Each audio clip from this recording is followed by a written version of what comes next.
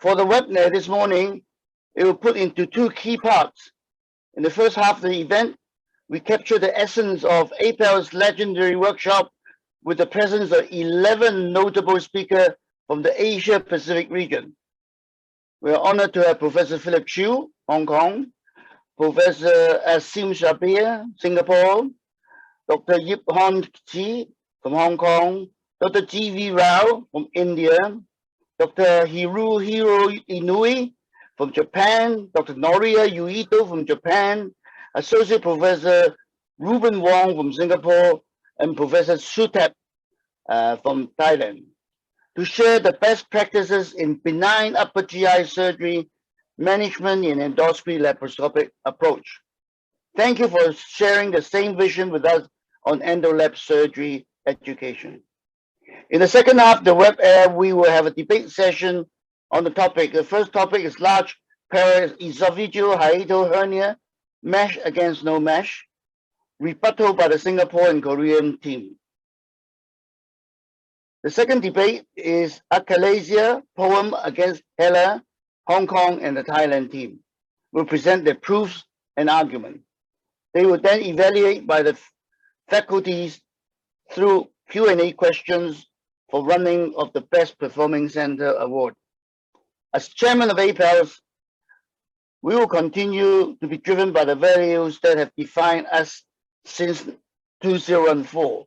I look forward to the growth of APELS and full commitments in enhancing in the education program and innovate in every aspect of endoscopic and laparoscopic surgery. Once again, I welcome you all and sincerely hope that you would enjoy the program online or in person. I wish this training program enlightens and provide you with practical approaches to deal with everyday challenges in your work field. Thank you. Thank you so much, Mr. Lee. And so I think it's a great opportunity for us to hold the APELS benign upper GI Endo-Lap module, because I think this is a good timing to resume some of our activity. At the same time, it is also a bit challenging during the COVID time for us to organize a totally physical meeting.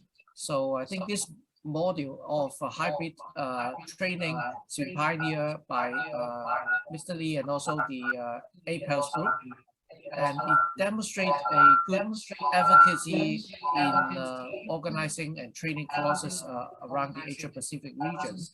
So and this time I believe that we hope to organize the training workshop basing on the benign upper GI causes and diseases, simply because this is also in part one of the major area of diseases having for upper GI.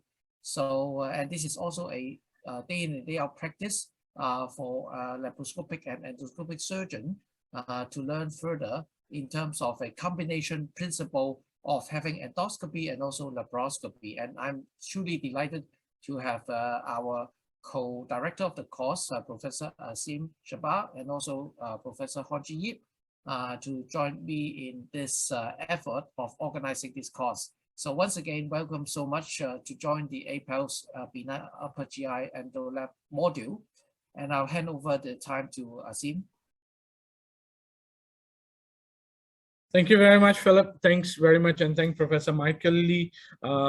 We do hope that we've put together with Hon-Chi and Philip and the team a great program that the audience and the participants would enjoy. So on behalf of the entire benign upper GI Endo-Lap module team, I'd like to welcome the participants and thank all the speakers for their time with us. Thank you.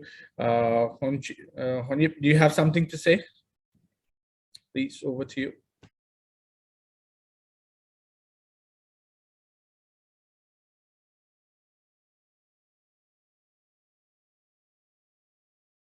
You're muted.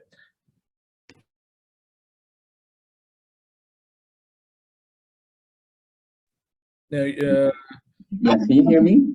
Yeah, we can hear you now. Thank you. Okay. Yeah, because I'm using different microphones. I'm a bit confused now. Sorry.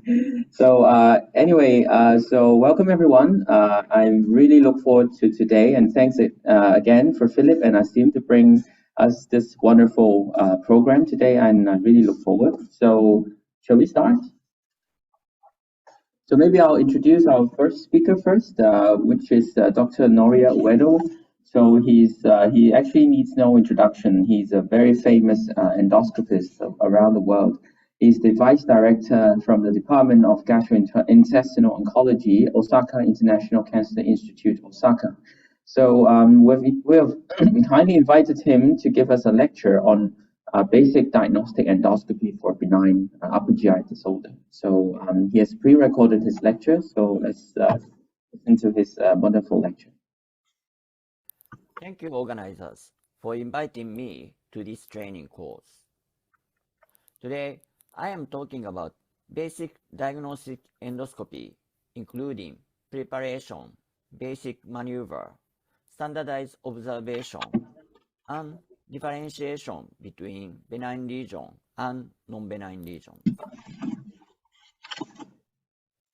For setting of endoscopy system, we prefer to have a video monitor in front with adequate height. I believe it reduces fatigue and may affect diagnostic outcomes. Mucosal cleansing is also important because if there are many mucus and bubble on the surface of the mucosa, we cannot evaluate mucosal finding adequately. Recently, my friend Ken Xiao proposed usefulness of allowance of clear liquid until 1 hour before the endoscopy, and administration of 200 ml simeticon water before the examination. For technique-wise, we often use both hand maneuvering to control large and small wheel independently, but we usually use one-hand maneuver to control endoscopy wheel and scope position simultaneously. In one-hand method, it is important to keep the scope axis straight. If the scope axis is bended, left-hand rotation does not conduct efficiently to the scope tip. However, when the scope axis is straight, the left-hand rotation is efficiently conducted to the scope tip, like this. Another important point is how to use the left hand. We usually use thumb to control large wheel, and index finger or middle finger to press suction and insufflation button. And if you practice, you can use middle or third finger to control the small wheel. So this is an example of upper GI endoscopy. And during insertion and observation, I use left wrist torque to achieve good observing position. And simultaneously, I use middle finger to adjust scope angle to have better observing scope position.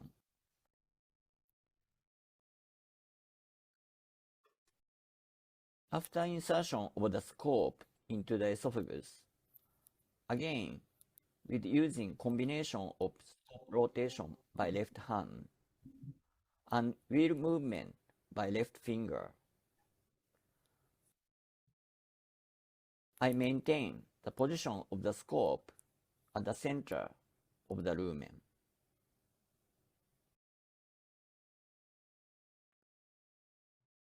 In the stomach, it is recommended to observe gastric mucosa with systematic way, meaning 4-quadrant direction at the upper body, lower body, and antrum in the downward view, and retroflex view. This systematic observation avoids blind spots in the stomach. For example, we enter into the stomach, and after suctioning of the fluid, we start systematic observation of the stomach from greater curvature, anterior wall, lesser curvature, and posterior wall. Maybe you can aware that I use left hand rotation and left finger movement to achieve good observing position like this. Some doctor insert the scope first to the pylorus, but it is okay. Even though the order of observation is different, if you follow the same concept, you can achieve the same outcome, meaning avoiding blind spots in the whole gastric mucosa. And during retroflexion, I use left hand, or rather shoulder or body rotation, and not right hand rotation to change the turning position of the endoscope.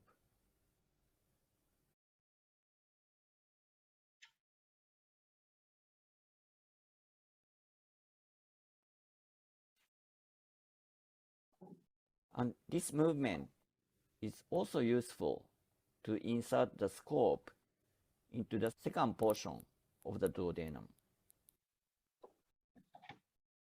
Then I talk about benign gastric mucosa and premalignant gastric mucosa. In naive H. pylori negative gastric mucosa, we can see the regular arrangement of collecting venule in the corpus mucosa. These findings have high diagnostic accuracy for H. pylori negative mucosa.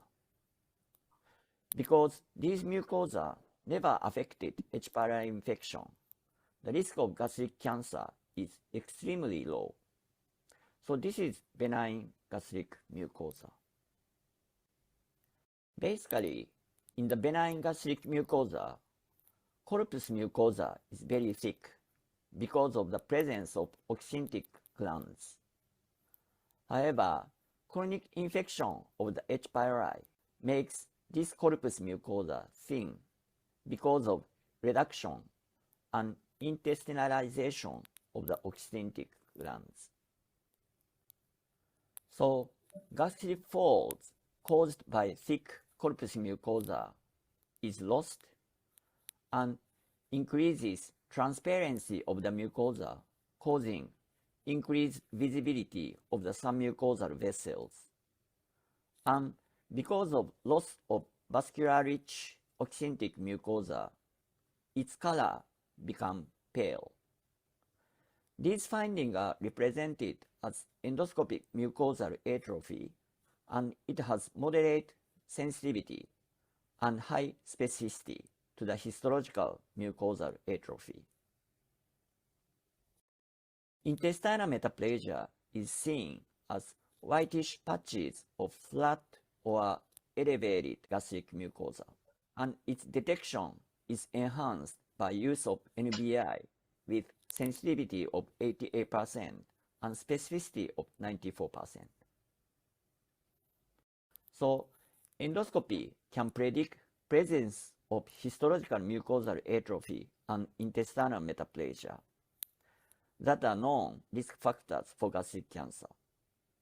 So, if we find these findings during endoscopy, we can change the endoscopy practice, such as careful mucosal observation for the suspicious lesion, or increase index of suspicion for the detected mucosal changes, and recommendation of surveillance endoscopy just after the examination. At last, I explain differentiation between benign lesions and early-stage cancerous lesions. Early-stage cancers usually mimic benign lesions such as polyp, gastritis, or ulcer. But principally, benign lesion shows homogeneous color and shape, while cancerous lesion has heterogeneous and asymmetric distribution of color and shape. Dividing into the 4 quadrant parts is helpful to assess such heterogeneity and asymmetricity. For ulcer-like lesion is the same. Benign ulcer usually show similar color and regular shape, while cancerous ulcer shows heterogeneous and asymmetric distribution of color and shape. For superficial lesion that looks like gastritis, image-enhanced endoscopy such as chromoendoscopy or NBI is useful because its color and morphology is not obvious in white light endoscopy. So in summary, mucosal preparation and practice of basic maneuver is important. And I explain basic findings of benign and non-benign gastric mucosa and localized lesion in this presentation. Thank you for kind attention.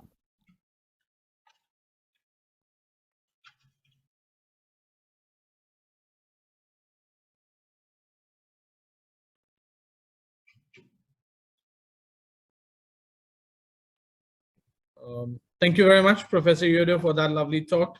And we would, I think, meet him in the Q&A session. Next up, it's my great honor and pleasure to introduce a great friend, Associate Professor Reuben Wong.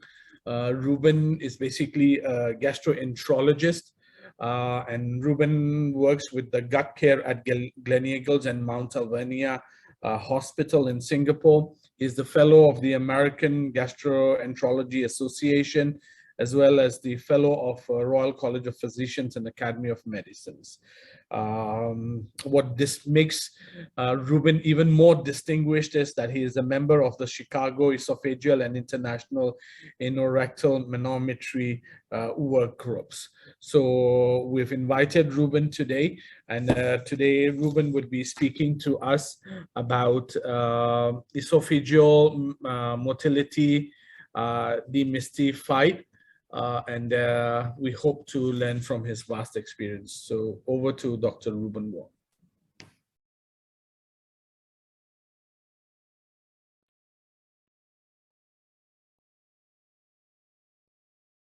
Good morning, everyone, and a big thank you to Professor Asim and the organizing committee for inviting me, a humble gastroenterologist, to speak to you all about esophageal motility and specifically what's new in the latest iteration of the Chicago classification. These are my associations and disclosures. When it comes to dysphagia, sometimes the cause is obvious from the history and examination, and really there's no need to go any further. Sometimes we do need a little push, whether it be with a barium esophagram or with an upper GI endoscopy, where the cause becomes very quickly obvious. But very often, as with all things in life, the cause is not that clear. And before you commit to putting knife to skin or an endoscope with an IT knife down, you really want to be able to define, as an upper GI surgeon, what the exact disorder is. And so, cue in the Chicago classification. The original one was published years back in 2009, and we're looking at the iterations of Chicago 3, which I believe most of you will be familiar with, where we looked at the major disorders of achalasia, e.g. junction outflow obstruction, ineffective esophageal motility, divided into major and minor. But the question has come up again and again. Could we do better? And this is important for those of you who are performing your own studies. Is the study protocol that we've outlined adequate and rigorous? You recognize that currently the studies are all done in the supine position, but really your patients are upright, sitting up and eating and walking around. And the equipment that's being used, we often get asked at the committee level, solid state, water perfuse, which platform do we use? Similarly, when we look at the results, symptoms that a patient has during a study, are they of any relevance? Because in Chicago 3, they're simply not recorded. Is the test realistic just looking at liquids alone? And what happens when you get that report that comes back saying inconclusive diagnosis or minor disorder? Frustrating, isn't it? And so Chiu in Chicago 4, where as a committee, we looked at various ways of improving the classification, and this has been published at the end of 2020. I'd like to encourage all of you to pull up this paper and have a look at it, because we'll be referring henceforth to it, and it sets a tone for how esophageal manometry should be done and interpreted. And so what's new in Chicago 4? First of all, test position has been defined. We sought to simplify the metrics, define the values. There must be a logical flow to how a study is conducted, dynamic procedures at the end of the study, and what do we do with symptoms? We start off by performing the manometry. And once again, this is crucial to those of you who either run a laboratory or do the study yourself. Patients need to be adequately fasted. And as a committee, we have defined this of a fasting of at least 4 hours. Please obtain informed consent. In this day of medical legal issues, you really need to get written consent. Number 2, when you perform a study, we've now recognized that other than doing it in a standard supine position, we need to actually do part of the study with the patient sitting up as well. And very importantly, the little red box at the bottom, do record the symptoms that your patients experience. So what does the study look like? With the Chicago 4 protocol, it would look like this in full Klaus contour plot. First of all, there's a 1-minute adaptation period. This is logical because you imagine if you try having a little tube stuck down your nose, for you to adapt to it immediately is quite difficult. We get patients to take 3 deep breaths, 30-second baseline, and we do 10 5 ml consecutive swallows, followed by a dynamic procedure, multiple rapid swallows. And I will touch on this later. We then sit the patient up, get him or her to adapt again for 1 minute, do the baseline, and this time around we do 5, not 10, 5 ml wet swallows. And once again, we do a dynamic procedure at the end. And so the next step that we come to is what are the metrics that will be measured? What do you measure? And we have simplified it. And there are really 3 things they look at. First of all, the integrated relaxation pressure, and that pertains to the lower esophageal sphincter. In the esophageal body itself, we look at the distal contractile integral, and we look at the distal latency, and we also eyeball the integrity of the contractile wavefront. All right. Now, I'll be going into a little bit more detail after this to unpack each of these metrics. We start off with the lower esophageal sphincter. And really, this is whether the door is opening. Is the relaxation adequate? And the standard IRPs range from all the way from 12 in the upright position to 22 in the supine position with a certain platform. And this comes to our recognition that position matters, number 1. When you sit the patient upright, the IRP drops. System matters, whether you're using a solid state versus a water perfused system. And platforms also make a difference. So gone are the days of a static 15mm mercury IRP cutoff. You have to take into account these additional factors. We then look at the strength of the contraction. How strong is it? And with this, we're looking at the distal contractile integral. And there are 3 key numbers to keep your mind on. 100, anything less than 100 is failed. 450, which means anything less than 450 but more than 100 is considered weak, and 8,000, where it is too strong or hypercontractile. And so the Goldilocks zone of what would be a normal strength of contraction will be between 450 and 8,000 as a measured DCI. We also look at the contiguity of the contraction. And to have good paracelsus, you need to have pressure that goes right through, not broken bits of it that are fragmented. And so that break cutoff from Chicago 3 to Chicago 4 is unchanged at 5 centimeters at the 20mm mercury isobaric contour. And in the latest iteration of Chicago, at Chicago 4, we've recognized that this is only applicable if the swallow is considered good, which is logical because an ineffective swallow, even with contiguity will not even matter, correct? Is there adequate inhibition after the swallow? And this is where we look at the distal latency. and that's the period between the upper esophageal sphincter opening up from a swallow to the time in which we reach the contractile deceleration point. And that remains unchanged at 4.5 seconds. So anything less than 4.5 seconds is a too rapid swallow, what is known as a spasm. Finally, pretty much unchanged, we look at the pressure patterns of the bolus, and this is at the 30 millimeter mercury isobaric contour for panesophageal pressurization, or 20 millimeter mercury for intrabolus pressurization. And so with all of that, in Chicago 4, we have laid out what are the things we're looking at, whether it be relaxation of the lower esophageal sphincter or esophageal body function. We defined the metrics for it, the RP, the DCI, the distal latency. We defined what each one of these metrics are very clearly in our paper. And we defined the diagnostic thresholds. What are the RP cutoffs? What are the DCI values? And how would you define an isobaric contour? So step by step, we have laid it out what will constitute the metrics that you'll be looking at in Chicago 4. And so now that you know how to do the procedure, you know how to measure the metrics, we come to how to define the disorder. And we look at it simplistically in two ways. Is the door opening? Is this an issue of the lower esophageal sphincter not relaxing? And their classic disorders are achalasia or EG junction outflow obstruction. Or is the problem with the pump? Is the pump malfunctioning? Or what is known, I would say, a disorder of the esophageal body. And this can be absent contractility, where this pump ain't working at all. It could be where the pump is too strong, and you end up with hypercontractile esophagus or spasm.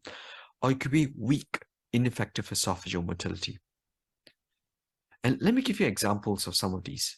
First of all, the pump not working and the door not opening. And these would be your classic achalagic disorders, whether it be classic type 1, type 2, where there's panesophageal pressurization in the center panel there, or type 3, where you have a spasm and the door not opening up. Notice in all of these three, the RPs are way above 15 millimeters of mercury, and the DCIs, of course, depending on which subtype it is. You could end up with a disorder whereby the esophageal body is working, the pump is working, but the door isn't opening. And this could be EG junction outflow obstruction with a hypercontractile esophagus, EG junction outflow obstruction with a normal esophageal contraction. And this one, you really need to keep your eyes open for a physical or structural issue at the lower esophageal sphincter. Or sometimes keep an eye out for the pesky and rather tricky artifactual changes that occur. It could also be an issue of the body being too strong. And you could see this in a hypercontractile esophagus or a hypercontractile with multi-peaks. You can see that in the third panel over there.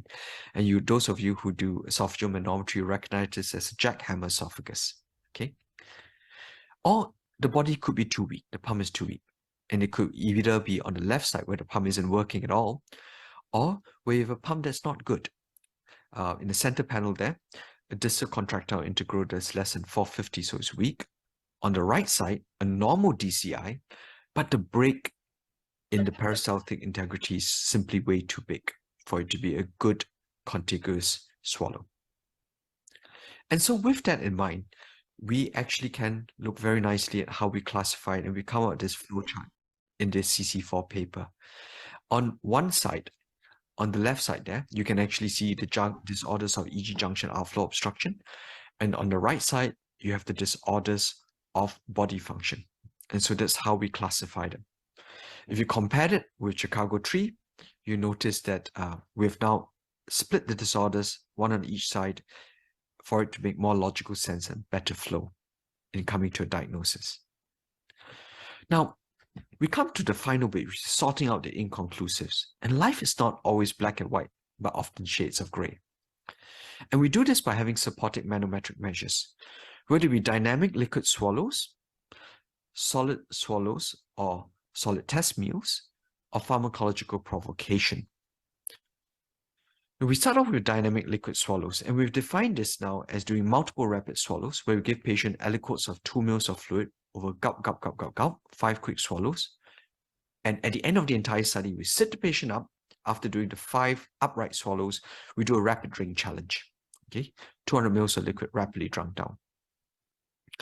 And an example of how it makes a difference is in ineffective esophageal motility.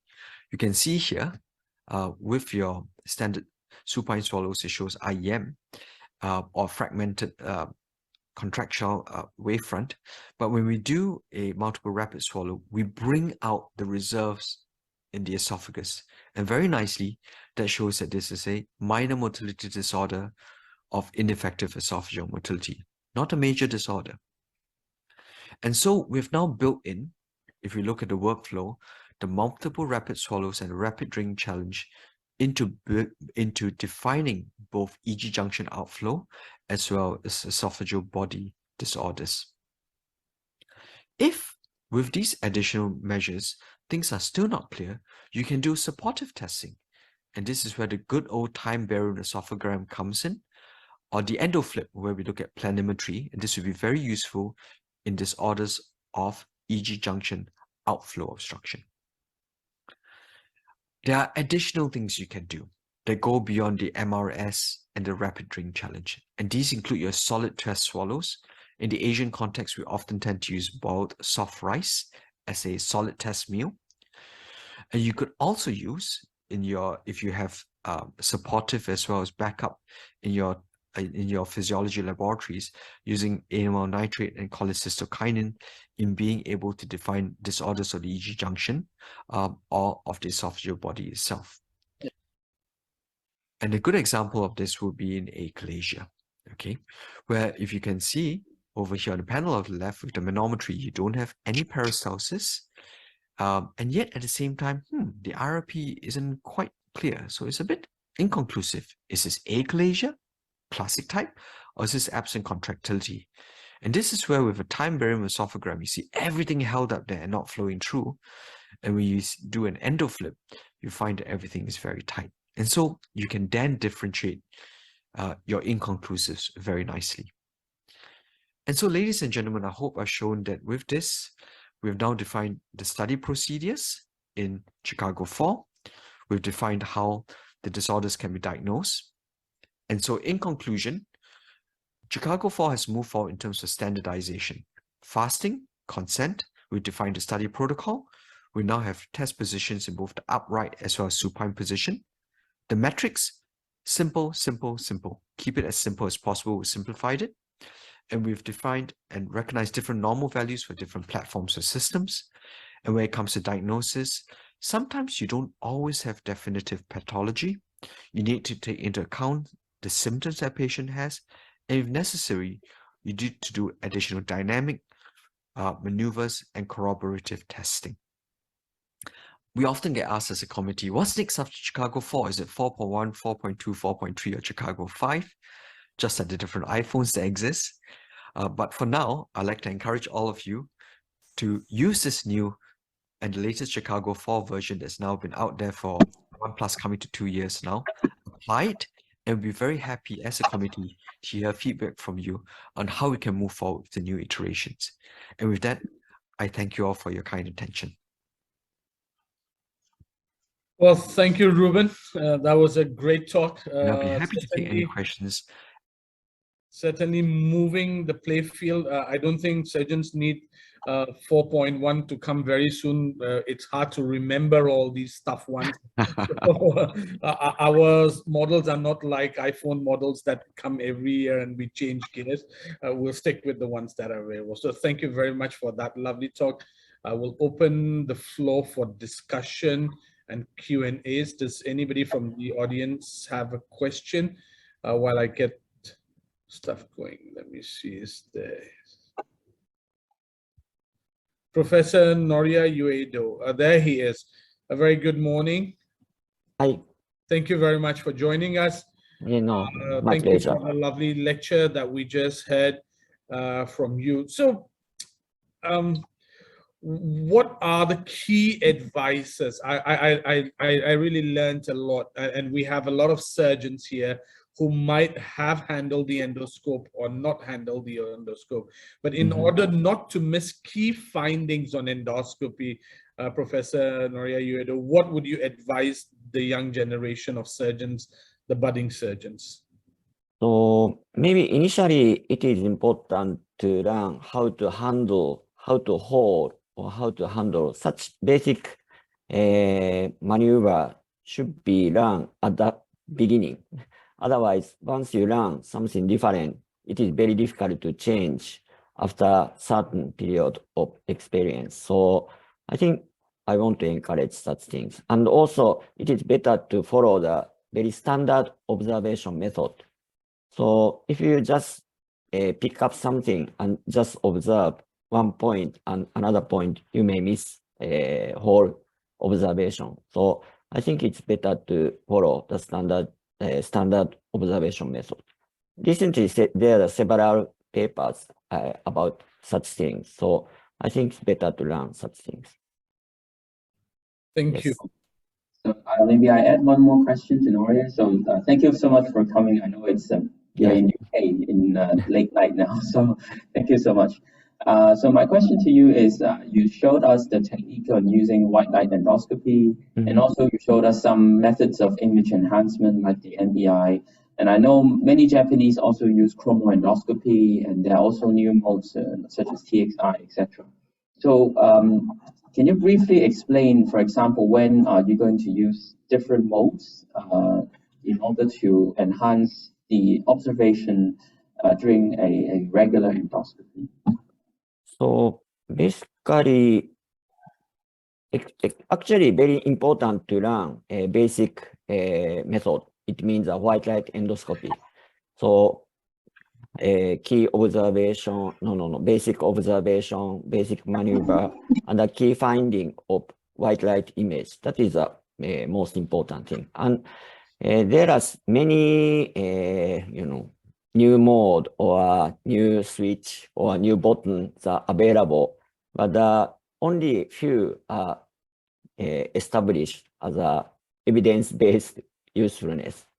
So, for example, squamous epithelium like a hypopharynx or esophagus, NBI or BLI, narrow-banded images is very useful for detection of superficial lesion. So in such area, we use BLI or NBI. And otherwise, probably gastric mucosa, and for detection, new mode is usefulness or new mode is still not yet debate. So only that time, detection is still based on white light endoscopy. And if we detect something, we can switch to NBI and use it for characterization. So esophageal detection, we use NBI. And the characterization of detected lesion, we use NBI. But otherwise, white light mode is still basic thing. Thank you so much. Thank you. Reuben, I've got a question. We've got largely surgeons in the audience.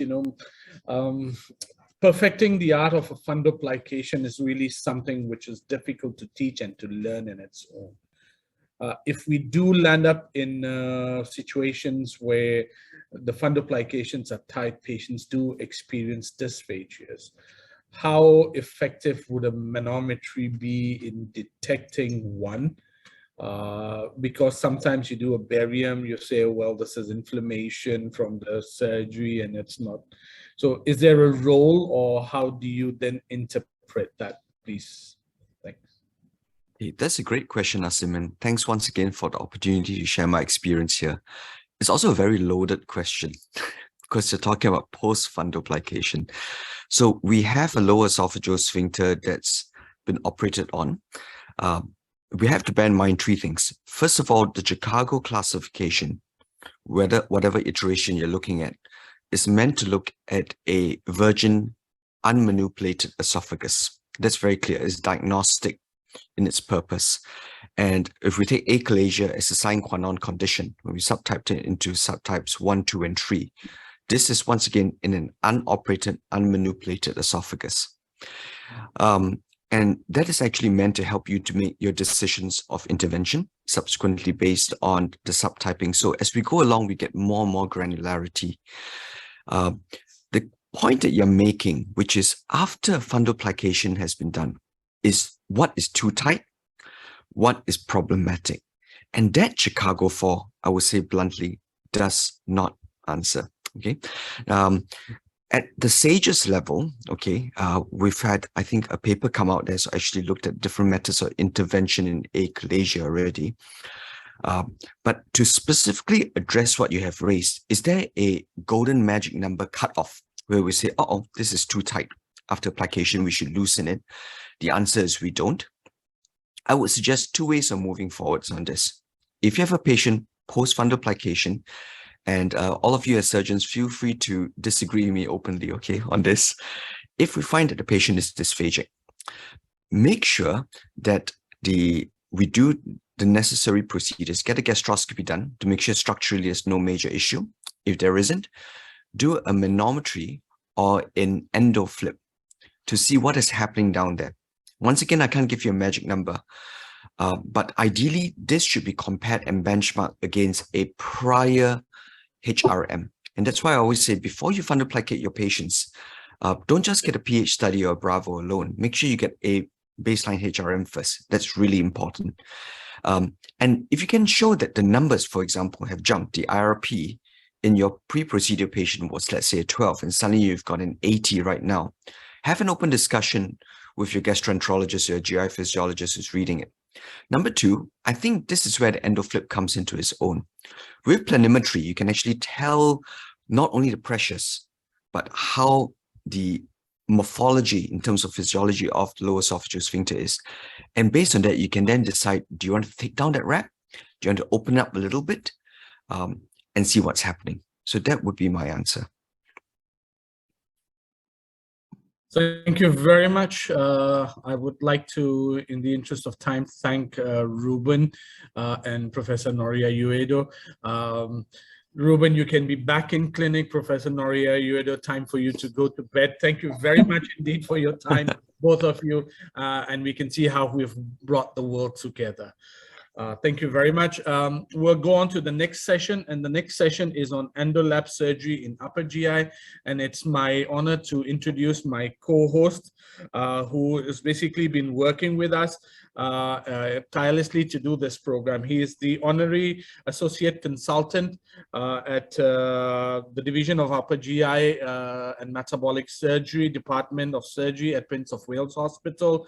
He's an Assistant Professor, Department of Surgery, the Chinese University of Hong Kong, a faculty member of the Asian Novel Bioimaging and Intervention Group, and a part of the Education Committee of the Asia Pacific Society of Digestive Endoscopy.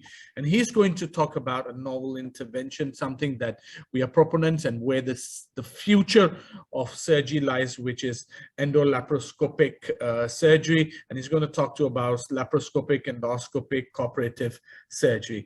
Hon-Chi, over to you, sir. Thank you. Thank you so much, Professor Asim. So, as Professor Michael Lee has already mentioned at the start, so it's our vision of the APELS to promote this combined laparoscopic endoscopic surgery. So I think this is one of the development that we're going to see in the upcoming decades. So when we look back into the evolution of surgery, especially for tumor surgery, of course, we started with safe surgery. We don't want our patient to die. So this was probably about around a decade ago when this is the focus. Eventually, we wanted to go more aggressive with our oncological surgery. We did more lymph node dissection. We resect as much as we can. But then we noticed that the function of our patients after surgery has been deteriorated quite a lot. And nowadays, we are focusing more on function preservation while maintaining the oncological principles, like using minimal access surgery, organ preservation, etc. So on the other hand, for GI endoscopy, so we started off with diagnostic endoscopy at the first with some cameras placed inside the stomach or the luminal wall. And then we started to do more therapeutic procedures like polypectomies, and recently EMR and ESD. And until the last decades, we're now going even beyond the submucosa into the third space. So we're doing more tunnel resection, full thickness resection. So we're actually expanding our boundary of the GI endoscopy to outside of the GI tract. So when we look back into the management of, for example, GIST as one of the most common submucosal tumor in the upper GI tract. So in the latest guideline from the United States, it stated that the laparoscopic approach may be considered in favorable anatomical location, but it should still follow all the oncological principles, for example, preservation of the pseudocapsule, and the resection specimens should be removed in a plastic bag. So there's not much mention on some combined approach or pure endoscopic approach. So the most common procedure or laparoscopic procedure for these kind of submucosal tumors is indeed doing just a wedge resection with the aim of achieving a margin negative resection and preservation of as much normal stomach as possible and trying to avoid a major gastrectomy. But it's not entirely without problem because wedge resection is not possible at the two ends of the stomach because you might cause a stenosis in the esophagus or the stomach. It's also difficult to visualize if it's in the posterior wall or if it's entirely intraluminal or endophytic because you cannot see the tumor well. And also, even with a wedge resection, there's a chance that you will remove a significant amount of adjacent normal stomach and affect the functional outcome. And so, to avoid a major gastrectomy or a major resection even with a wedge, so this is how the laparoendoscopic combined surgery was being explored. And the first procedure was indeed published in Japan by Professor Hiki. So they coined the term as laparoscopic endoscopic cooperation surgery, which is essentially a combination of lap with endoscopic procedure by two groups of interventionists, a group of surgeons holding the laparoscopes and the instruments, another group of surgeons or endoscopists doing the endoscopic procedure. So in this video, I will briefly show how it's been done. So this lesion is indeed located in the gastric cardia, just below the EG junction. So the first thing we did was to mobilize around the region in the lesser curvature so that we can expose the tumor site externally from the laparoscopic view. And then we go on to the luminal view from the endoscopist, and you can see that the lesion is right beneath the EG junction. So we place markings around the lesion by the endoscopic knife. So this is essentially just a usual ESD knife.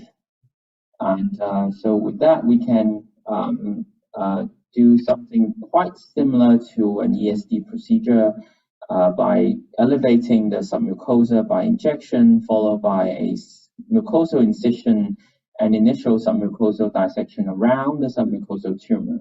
But the tumor actually arises from the muscularis propria, so you cannot actually dissect it away from the muscle because this is where the tumor is arising from.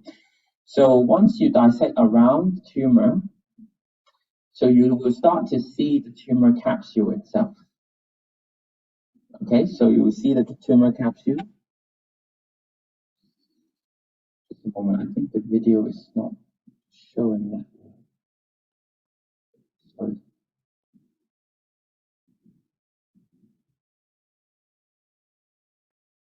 Okay, so I hope the video quality is better now. So we dissect around the tumor and expose the underlying submucosa with a combination of different knives until the capsule of the submucosal tumor is now being exposed.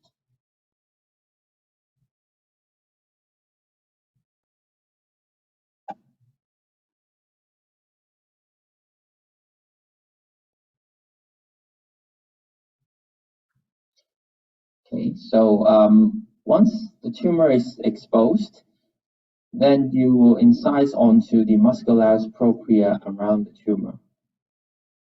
So I'll skip a bit here.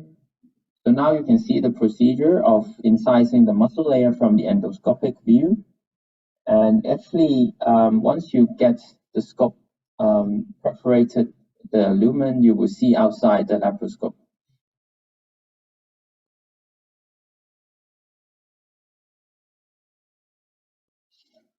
And with that, then you can change back to the laparoscopic view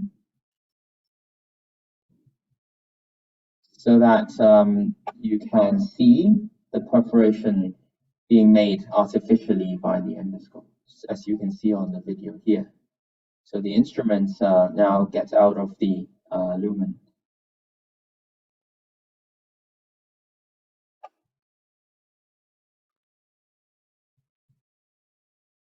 And then all you need to do afterwards is to dissect around the tumor and the pre-incised mucosal seromuscular layer, and then just close it with a suture afterwards.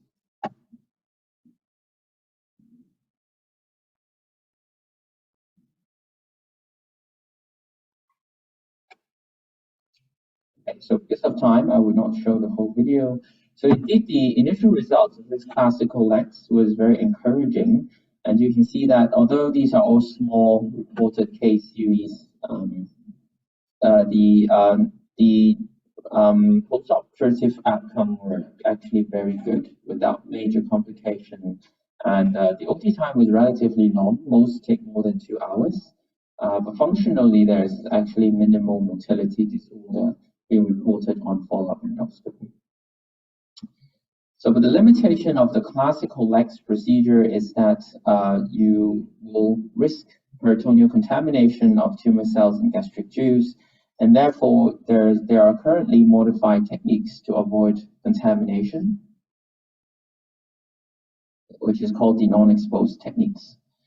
So one technique is to invert it so that you use the stay suture to hopefully lift up the surrounding mucosas and the wall so that the contamination can be minimized.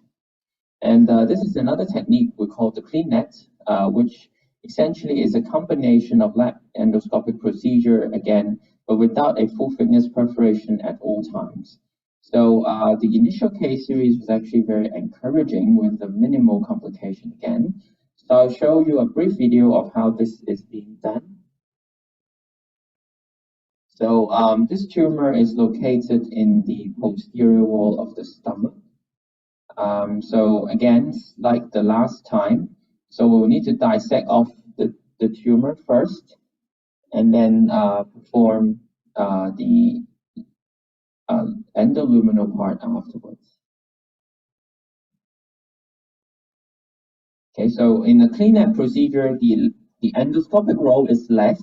So what you only need to do is to inject around the tumor by a combination of dye and a mix of saline. So this is how it looks like after circumferential injection. And then you can incise the tumor.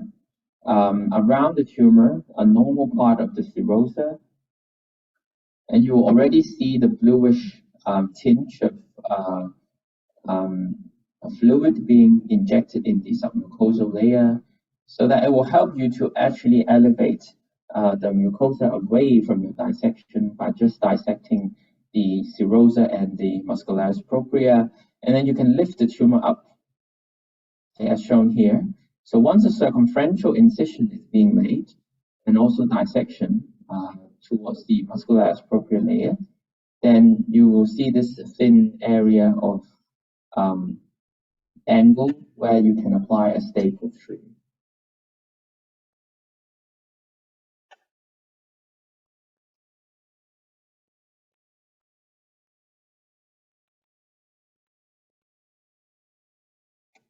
And you can also monitor it through the endoscope to see how it looks like, shown in the video.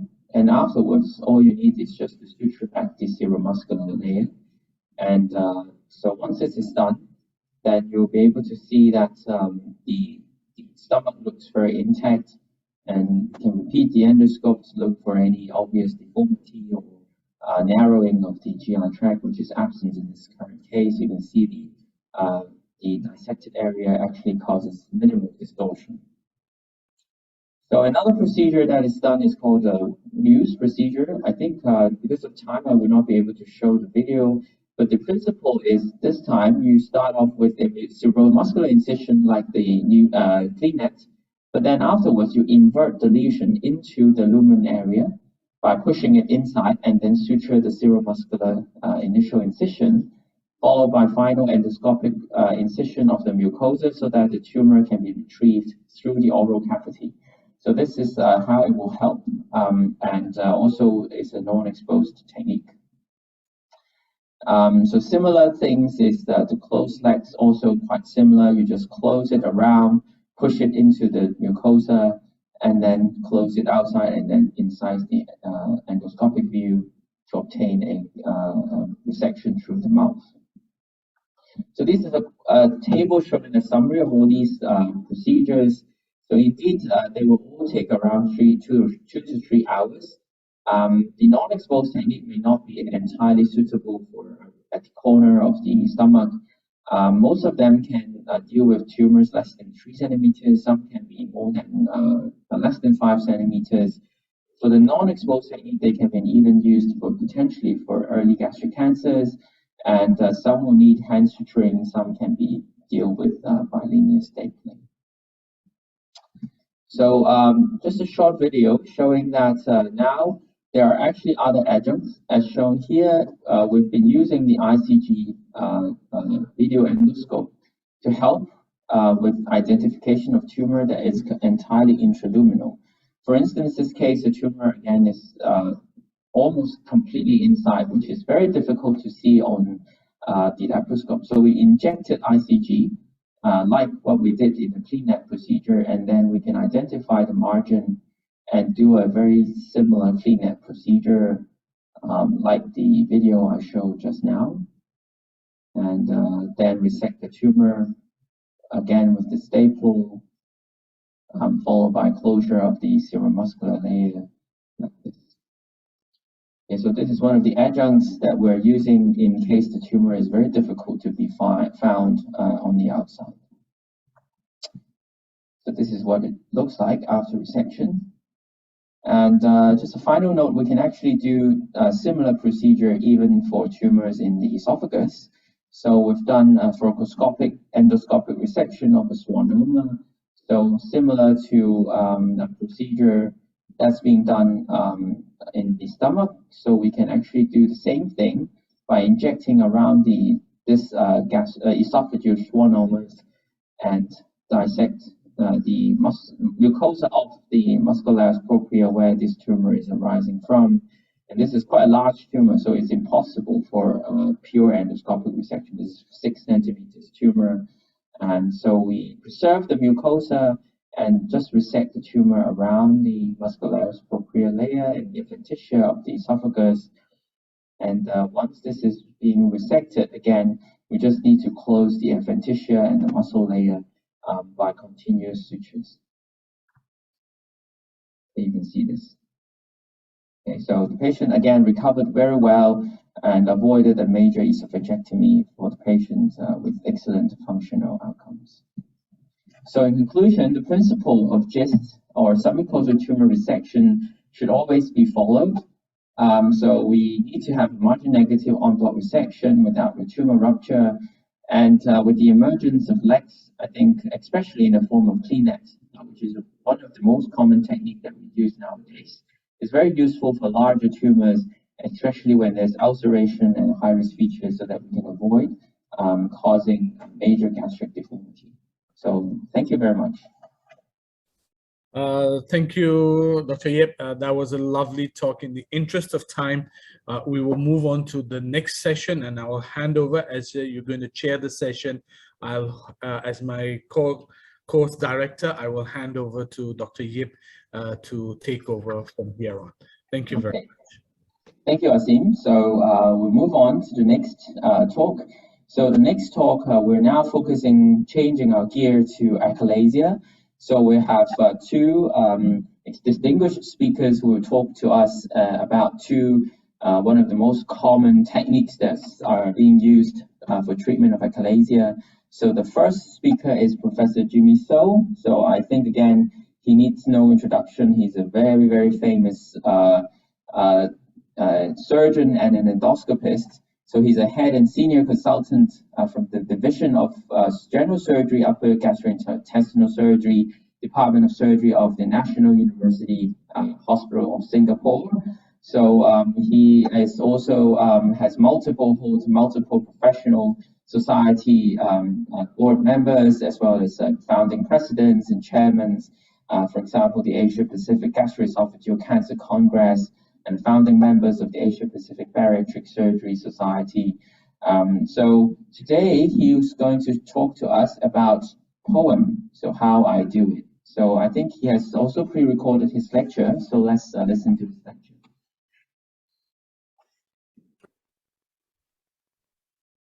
Hi, good morning, ladies and gentlemen. It's my great honor to be here at the APELS Upper GI course. And today I will speak to you on the poem procedures, how I do it.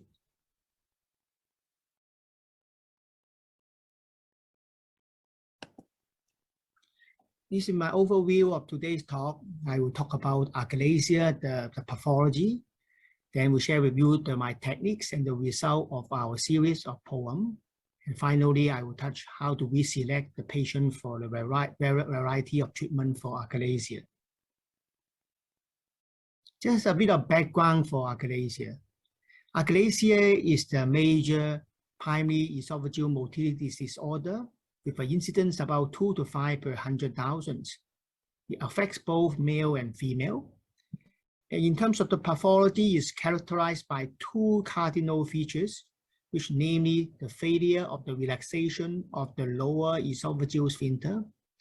And second is the absence of abnormal body peristalsis on the esophagus. Achalasia, like many of the neurological conditions, we are unable to cure this. However, we can do a lot of things to help the patient to relieve their symptoms. In terms of diagnosis, usually the first test the patient will undergo is either a barium meal or barium swallow, which show a classical red tail size at the lower end of the esophagus, and endoscopy. Endoscopy is to rule out esophageal tumor causing the obstructive symptoms. In achalasia, the esophagus will have a proximal dilations with residual food retentions and the narrow lower esophageal sphincter.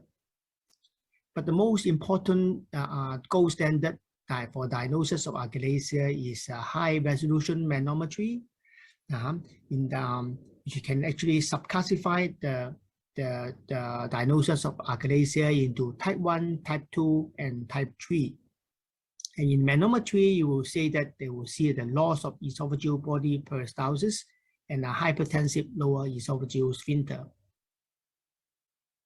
However, if any suspicious of pseudoachalasia, likely due to esophageal tumor, then you should do other imaging such as the CT scan. There's a variety of treatment options available for us to treat achalasia nowadays. First, including an endoscopic Botox injection, but usually it is a temporary treatment, and for patients with unable to go for any definitive treatment. Second is balloon dilation, usually performed with endoscopy under thoracoscopic guidance. And surgical myotomy, nowadays usually we perform laparoscopically and always together with the fundoplications. And last but not least is the peroral endoscopic myotomy, which is in short poem. And this is a cartoon show the principle of poem that is pioneered by a professor Inoue. He's from Tokyo. And this is a picture taken in one of our earlier and international poem workshop in Singapore. And he's truly a lateral orifice surgery. We perform a surgery, that means we perform a surgery without any scar. And in this case, we perform a esophageal myotomy through the mouth used with the help of the endoscope. Therefore, this is a definitive treatment without a surgical incision. How do we start? Because poem is a new techniques and novel concepts. What we did is we attend a hands-on workshop first, and then we practice the skill. We practice it on preclinical model, both in the dry and in the live animals. Finally, we start clinical service, and with proctors. So we did our first case of poem in NUH in Singapore in 2014. And we invited Professor Philip Chiu from Hong Kong to proctor our first 2 cases. And this workflow allow us to implement clinical service safely for our patients. And you can read up these articles and tell you our journey on these techniques. There's 4 essential steps for POEM. The first step is what we call a mucosal entry. When we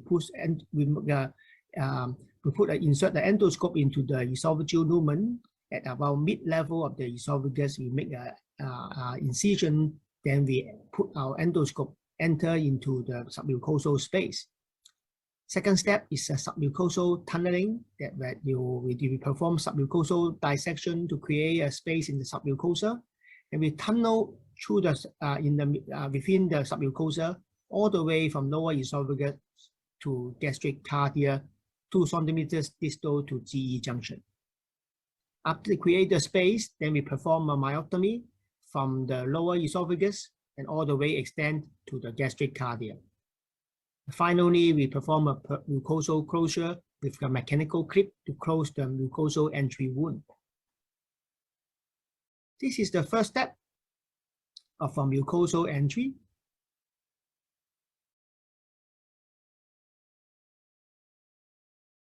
What we do first, we do a submucosal injection with saline with blue dye.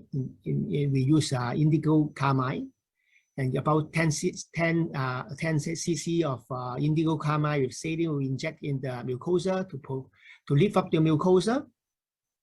And then after that, we perform a mucosal incision using an endoscopic knife. And in here, you can see we're using a TT knife. Usually, this incision is about 1.5 to 2 centimeters. And then large enough so that for us to insert our endoscope. You can see that our endoscope at the distal end, we put a transparent hood. And we're using an endo cut mode to perform this mucosal incision. And we also can enlarge the space, with some manipulation of the tip of endoscope. We enter into the submucosal space.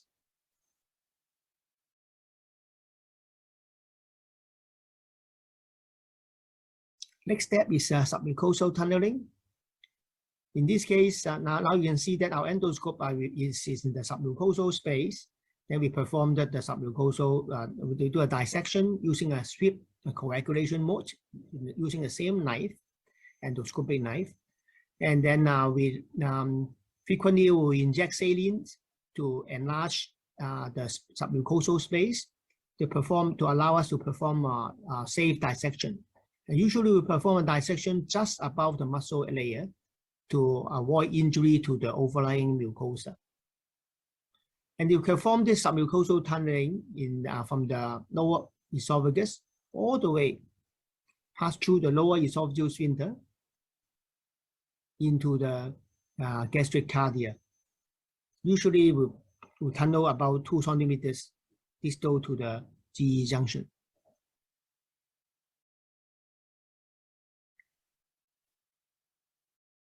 After doing that, we can start our myotomy. We like to perform start the myotomy about 2 centimeters from our entry wound, so that to avoid a full thickness perforation of the esophagus. And we like to perform a selective myotomy by only dividing the inner circular muscle. So what we do, we put the knife in between the 2 layers of muscles, and then we just incise the inner layer of the esophageal muscle, divide the circular muscle layer. And we started we perform the myotomy all the way from the lower esophagus, pass through the lower esophageal junction into the gastric cardia.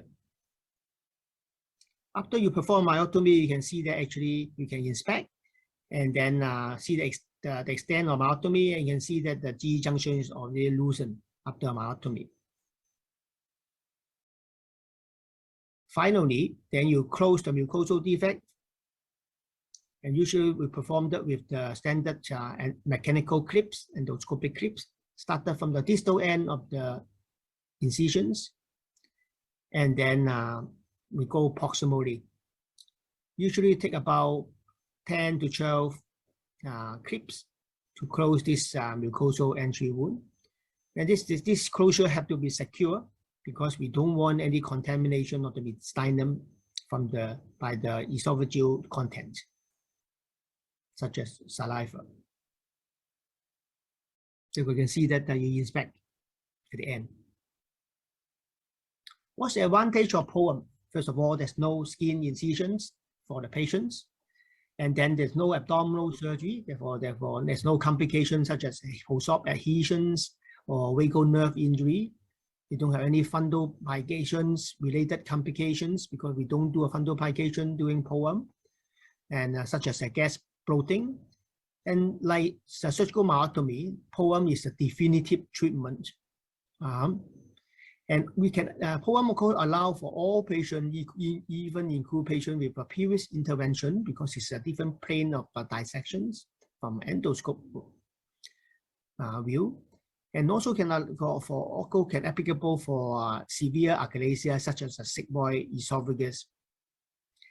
And more importantly, POEM can allow extended or more proximal myotomy, which is very good for cases which have such as spastic achalasia or diffuse esophageal spasm and jackhammer esophagus, where the esophageal proximal muscle was affected. This is the result of our NUH series. We have done 88 cases so far. Median age is 50 patients, equal gender district. The pathology are mainly for achalasia. Majority are type 2 or type 1. The average procedure time is about 2 hours, and the median hospital stay is about 2.5 days. This is our per-operative outcome. We have technical successful in 86 cases, which is 98% of our series. We have 2 cases of conversion. These are the 2 patients have very scarring, a lot of fibrosis, causing us difficulty in mucosal entry or tunneling. And we have no mortality in our series, thankfully. And in terms of complications, the most common is mucosal injury, followed by some pneumoperitoneum, which we solve during using intraoperative needle decompression. None of our patients require any reoperation up to the primary procedure. One of the important things is how to identify accurately the GE junction during POEM. And we're using a double endoscopy method. We're using a baby scope enter to the submucosal tunnel all the way to the distal end, and then we put an adult scope into the true lumen. We perform retroflex examination. So by turn on the light of the baby scope, and then you can actually visualize the gastric cardia and confirm the location of our distal end of the tunnel at the gastric cardia. So when I turn on the light in the tunnel, then you can see confirm that the tunnel have reached the cardia. As mentioned, pneumoperitoneum can occur, but it can easily manage by performing a needle decompression with angio catheter connected with a syringe filled with saline. By inserted into the abdominal cavity, it can release the pneumoperitoneum. In terms of efficacy, this is our result. We just published our result last year. We showed that the overall efficacy measured by the ERGAT score is 91% in 1 year with a technical success rate.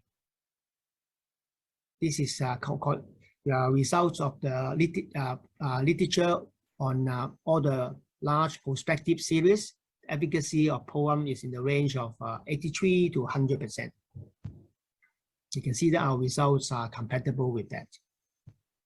Adverse event in general is uncommon. Most of them are very mild. Post-POEM is an important issue because when we perform POEM, unlike surgical, fundoplication is not performed during POEM. Therefore, there's a concern of GERD after POEM. But from our own result and from the experience in the world, GERD usually does not occur in most patients. And usually, if those patients have GERD, can be treated medically with PPI. But patient selection is important. Patient with large hiatal hernia, high BMI should consider laparoscopic Hiatal first, because they will have a high risk of post-POEM GERD. Therefore, we need to counsel well our patient to make an informed decision together. Now, this table summarizes the pros and cons of the 3 techniques of treatment for achalasia. Yeah. And in terms of efficacies, myotomy, either by surgery or by POEM, have better than rheumatic dilation. For type 2 achalasia, POEM is the best. For adverse events, surgery have a higher risk of adverse event compared to PD or POEM. But for post-op reflux, POEM have a higher risk of to develop this complication. Hence, you can see that there's pros and cons of each techniques, and they have each of them have a place in the management of achalasia.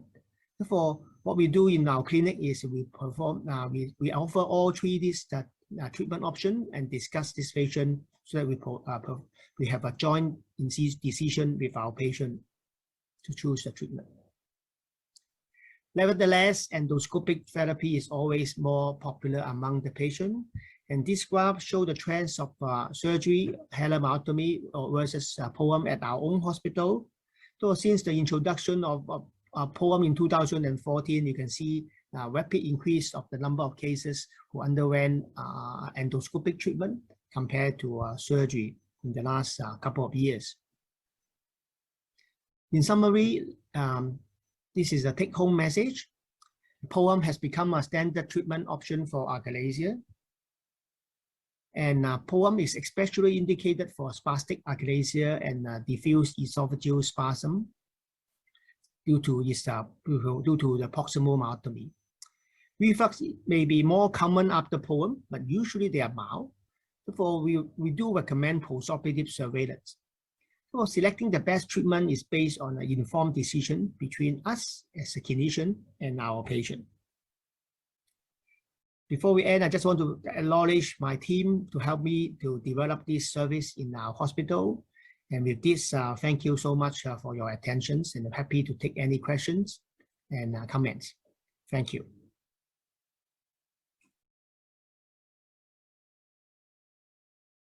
So thank you so much, Professor So, for the kind, excellent lecture and summary on the endoscopic treatment of achalasia. So next, we'll be moving on to surgical treatment. So it's my delight to introduce the next speaker, Professor Joong-Min Park from Korea. So he's the professor in the Department of Surgery, Chung-Ang University Hospital, Seoul, Korea. He's also the professor-in-chief in the Department of Surgery, Chung-Ang University, Gwangmyeong Hospital, Gwangmyeong, South Korea. So today he will be giving us the lecture topic on Hiatal myotomy and Toupet Fundoplication. So thank you so much.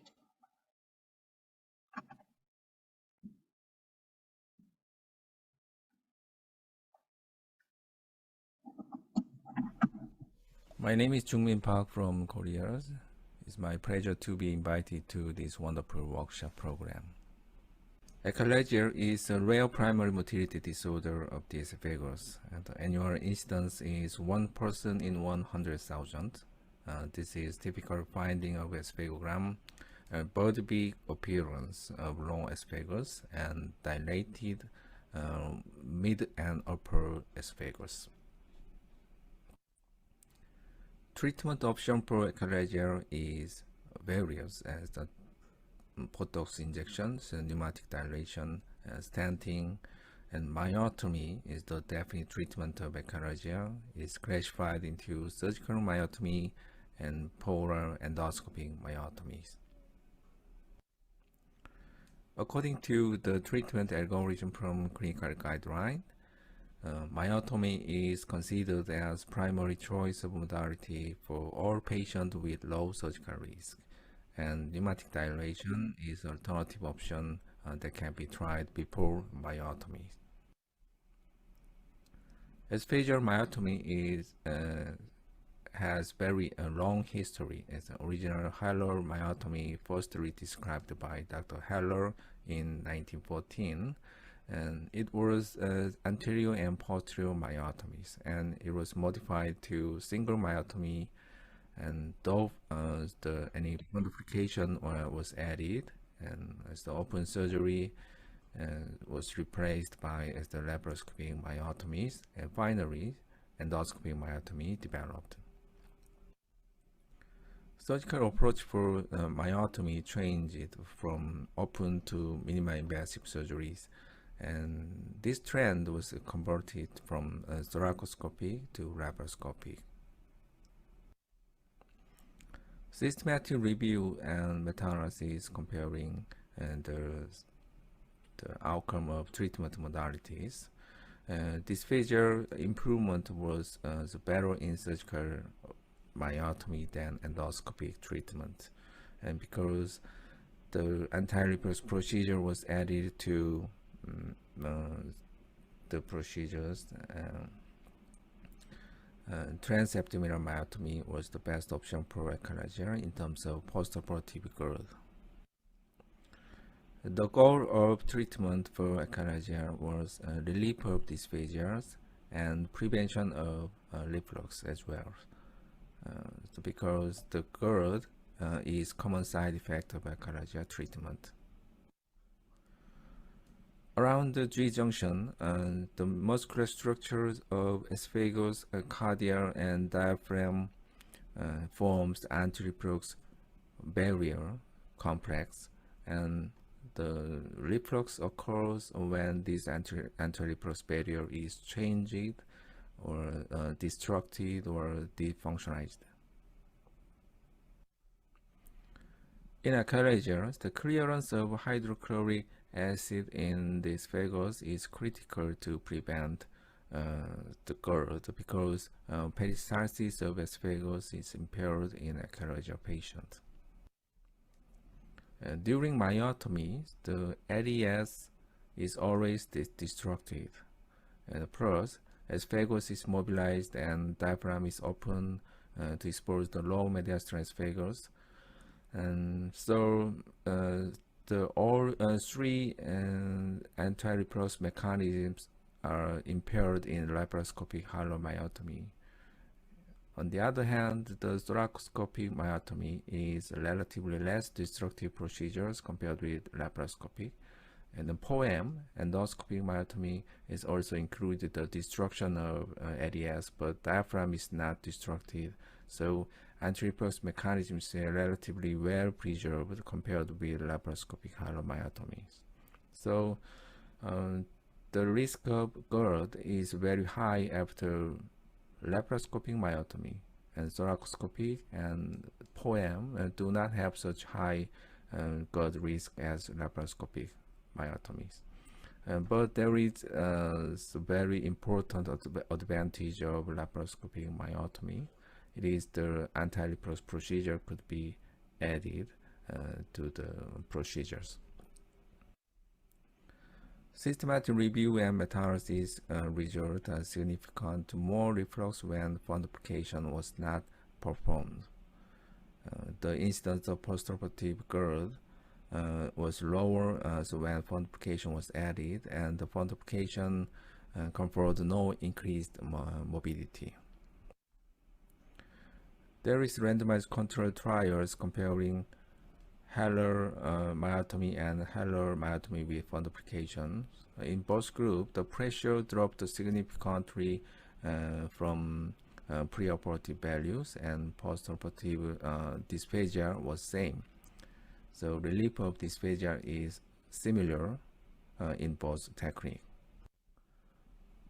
But 48% of patients who underwent hilar alone had pathologic acid exposure in their esophagus, and only 9% of patients underwent the hilar plus door. So they conclude that the hilar plus door is preferred procedure for treatment of achalasia. They have 11 years follow-up data on these trials. 96% of patients would do it again. That means the 96% of satisfaction rate on the long-term data. Another RCT is comparing fundoplication type, DOR and Nissen. And Nissen was higher dysphagia rate than DOR, but no difference in the instance of GERD. In echolalia, the esophageal motility, the peristalsis is usually abnormal, so partial fundoplication, including DOR, is enough to control GERD after esophageal myotomy. When comparing DOR with Toupet, improvement of dysphagia was not different between DOR and Toupet group. But as the reflux was more frequently observed in DOR than Toupet, but although it is not significant because of small sample size. The DOR fundoplication may have some advantage as it leads to less disruption of hiatal anatomy because only anterior dissection is needed, and it can cover the myotomy areas with the fundus, which is especially important if a population has occurred, and DOR is the quicker and easier procedures compared to Toupet fundoplications. On the other hand, Toupet fundoplication needs circumferential esophageal dissection, so Toupet is more preferred fundoplication type when hiatal hernia is combined. In concurrent hiatal hernias, the circumferential dissection and crural repairs are needed, and the posterior part of fundoplication can lift up the esophagus to prevent speed bump effect of cruroplasty. You can find many literatures comparing Halo and POEM for symptom and acid reflux on pH monitoring test, and esophagitis on endoscopies were significantly more frequent in POEM group than myotomy plus fundoplication group.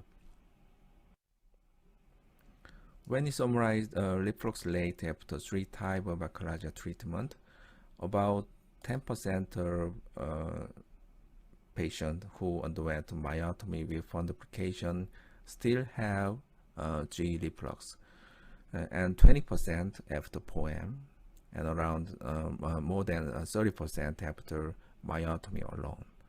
So myotomy impaired all antiflux mechanism, and POEM is little bit more the preservation of them, and myotomy and fundoplication is the procedure that destroy and restore the anti-reflux mechanism. Let me show you my surgical technique of halomyotomy, starting with the patient positioning. I already used this kind of the trocar position for all operation involving esophageal hiatus, such as fundoplication, hiatal hernia repair, halomyotomies, or esophageal benign tumor resection.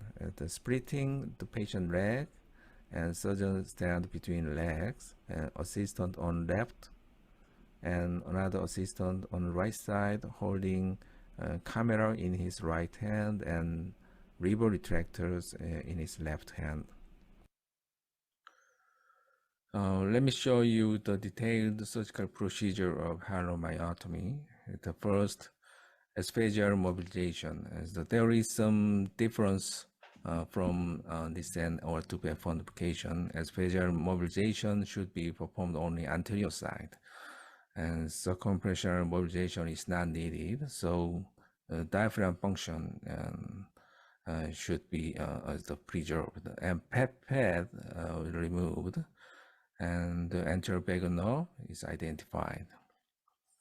And the myotomy style is just above the G junction on the 11 o'clock directions.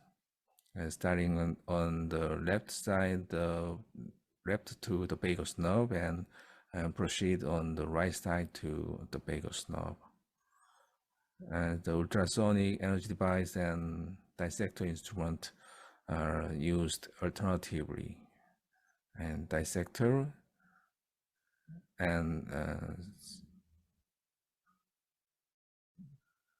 ultrasonic is alternatively. Below the G junctions, for myotomy on cardiac, the whole electrocautery is useful instrument. At this point, special caution should be paid to avoid the mucosal perforation and by electrocautery energy.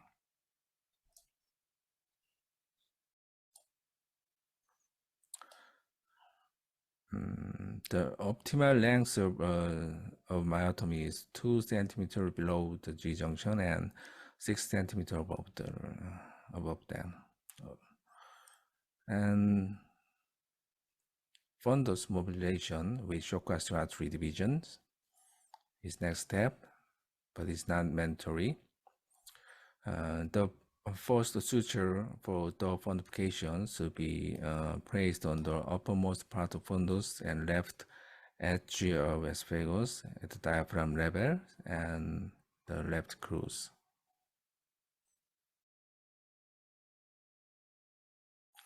And additional 2 stitches are placed on the same side, the left side.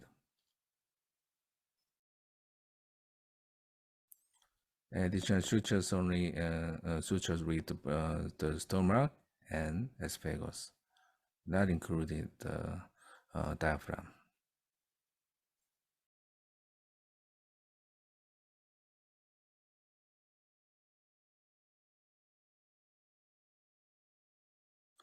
And then the great curvature side of esophagus at the fundus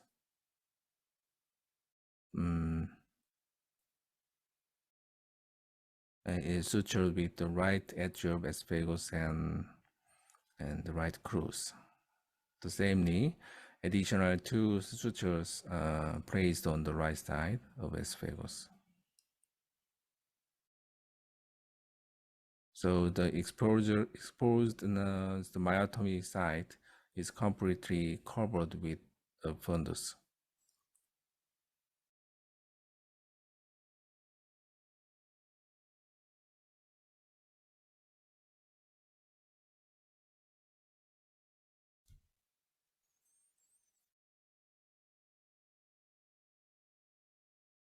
And finally, the apex of fundoplication was sutured with the anterior side of crus. It's not a cruroplasty, but covered the crural opening. To conclude my talk, the halar and door is the preferred surgical procedure for achalazias because the halar and door can provide excellent improvement of dysphagia and show the lowest incidence of post-treatment GERD and have long-term data. Thank you for your attention. Thank you.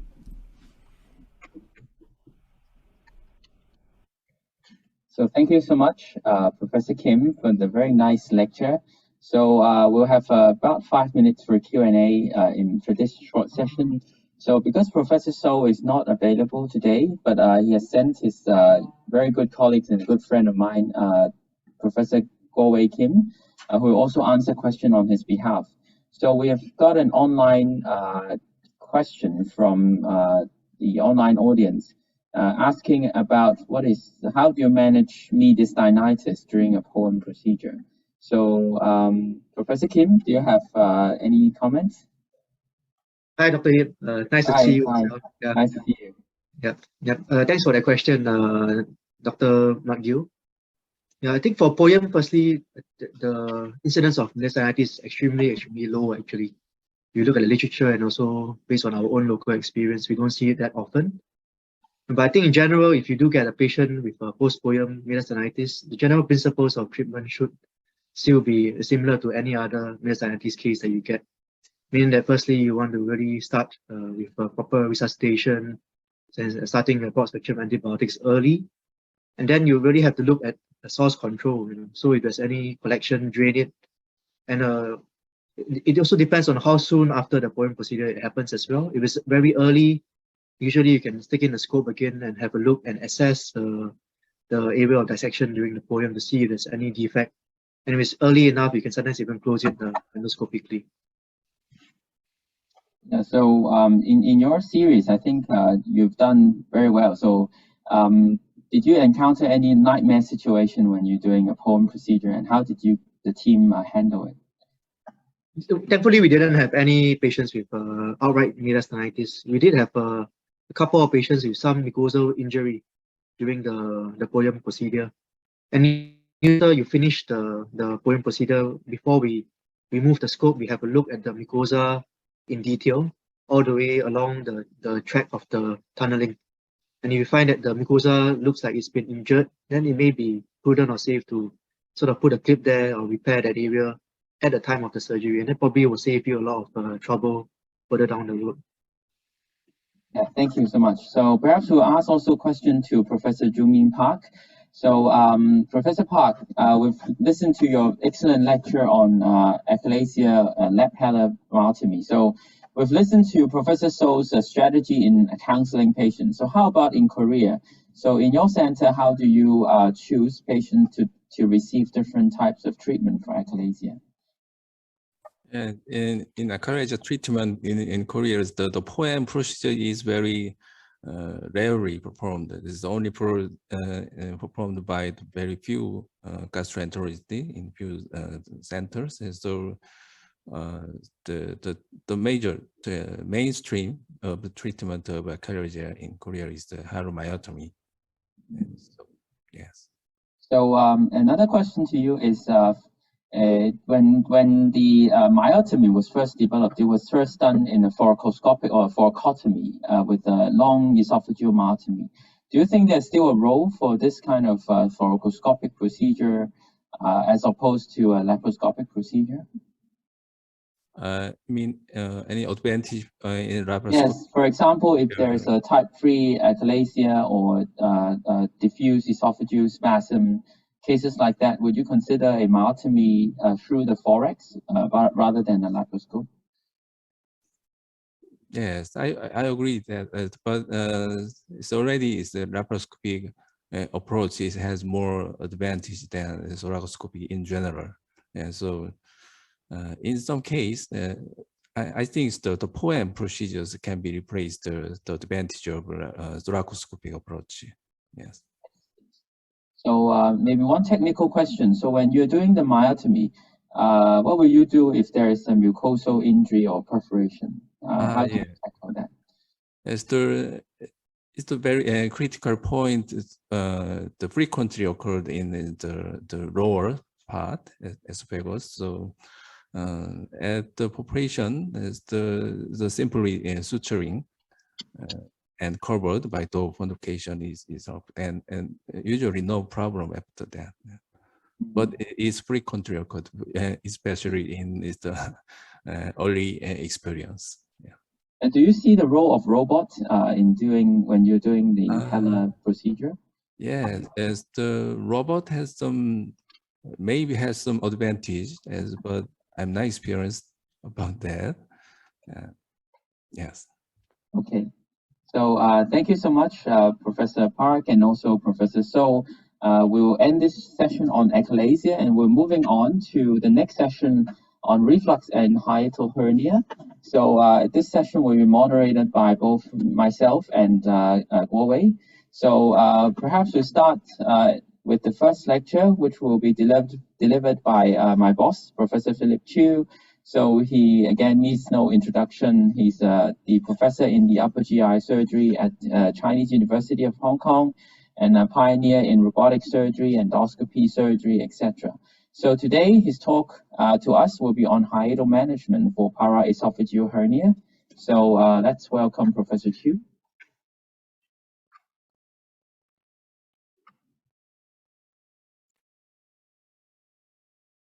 Hello, I'm very delighted to join this APEL training course and talk to you about hiatal management for paraesophageal hernia. So hiatus hernia is a protrusion of an organ, typically the stomach, through the esophageal opening to the diaphragm into the mediastinum, and it can be actually consist of other organs. The risk of these hiatus hernia will include a occurrence of strangulation, like pharyngitis, or intestinal obstruction, causing the patient to have dysphagia and vomiting. I think the most common hiatus hernia that we encounter is actually the type 1, where the G junction migrates above diaphragm, and it occurs in 95% of the patients. And this related more to the occurrence of gastroesophageal reflux disease, and usually managed by laparoscopic repair of hiatus hernia and also fundoplication. While for type 2, we have a normal G junction at the normal position, while the gastric fundus is being hiated up into the diaphragm. It occurs in 0.4% of the population, while the management will include the risk of strangulation and require an urgent surgical repair for this hiatus hernia. For type 3, it will include both the G junction and portion of the gastric fundus or even the body of the stomach is being hiatus hernia up into the through the diaphragm into the mediastinum. It's a combination of type 1 and type 2 occurring in 4.5% of the patients, and the management depending on the risk of strangulation and obstruction, and generally it also requires an urgent or early surgical repair for this diaphragmatic hernia. And for type 4, it's actually a hernia of organ other than the stomach or together with the stomach into the mediastinum through the hiatus opening. And it can occur in 0.1% of the patients. And you can see that the hiatus hernia content can include omentum, colon, or even the spleen. And the management again will depend on the strangulation and obstruction risks, and generally require an urgent surgical repair. So this is one of our patients who is having this type 4 hiatus hernia with a gastric volvulus. And these patients were actually managed by a early arrangement of surgical repair. And in fact, the CT scan before the operation actually helped us to differentiate for those who are having impending strangulation or very significant obstruction, as compared to here, that the stomach is being twisted, but the perfusion of the stomach is regained. So here you can see that we are starting off with the repair of the hiatus hernia. And to me, from the experience, actually almost all of these hiatus hernia can be managed by laparoscopic approach, but there are surgeons who prefer to have a transthoracic approach as well. But generally speaking, the repair of the hiatus hernia is probably more feasible by the use of a laparoscopic transabdominal approach. So firstly, we have to dissect the hiatus hernia sac, and the sac will include all the adhesions around the diaphragmatic cruce muscle. And this is very important step of dissecting the hiatus hernia sac and reducing the sac together with the content to the abdomen. Because if we wanted to prevent recurrence, this is have to be dissected. So you can see that now the stomach, including the whole stomach and also the duodenum, is being hiatus hernia up, and now we have reduced the content, but we are still dissecting the hiatus hernia sac.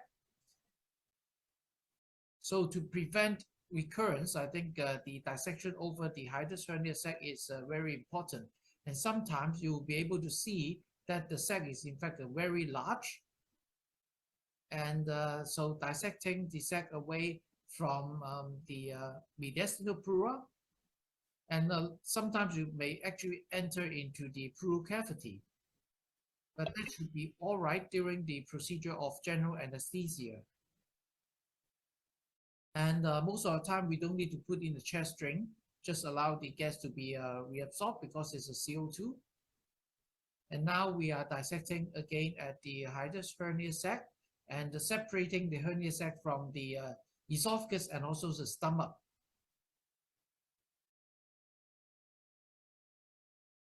So now we can identify the abdominal esophagus, and then we sling it up with the nylon tape. And of course, to dissect and separate the vagal trunk and protect the vagal trunk during this dissection.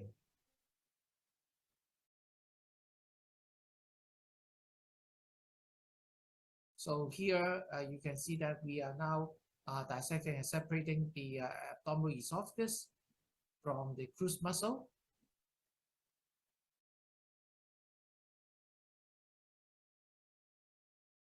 And while dissecting, you can see that the sac is being reduced and dissect. And a lot of time we have to resect the hernia sac. So now the two crural muscle is being isolated. And we then decided to repair the crural muscle, firstly with suturing. So you can see this is quite a significant size of a defect.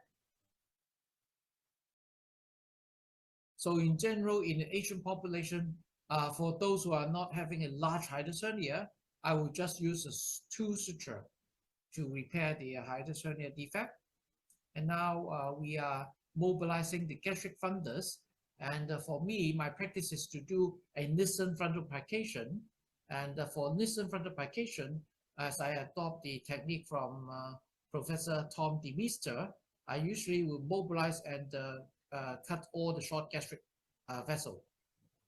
So because of the large size of the hiatus hernia defect, I decided to also use a hiatal hernia mesh for repair. And this is a Medtronics mesh and with a Chiu layer and the fixation of the hernia mesh with the tacker. And then the final part is to perform the floppy Nissen Fundoplication. And I generally use a free suture for the formation of this floppy Nissen Fundoplication. So the general principle is that this fundoplication shouldn't be larger than the 3 centimeter in size and length.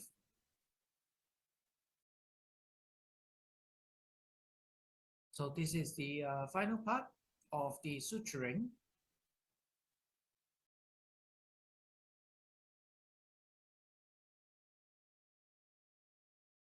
So I generally will keep the nylon tape until the last moment. When I pull it out, I can confirm that this is a floppy, very floppy Nissen because it's not difficult to pull it out. So and this fundoplication is being formed over a bougie.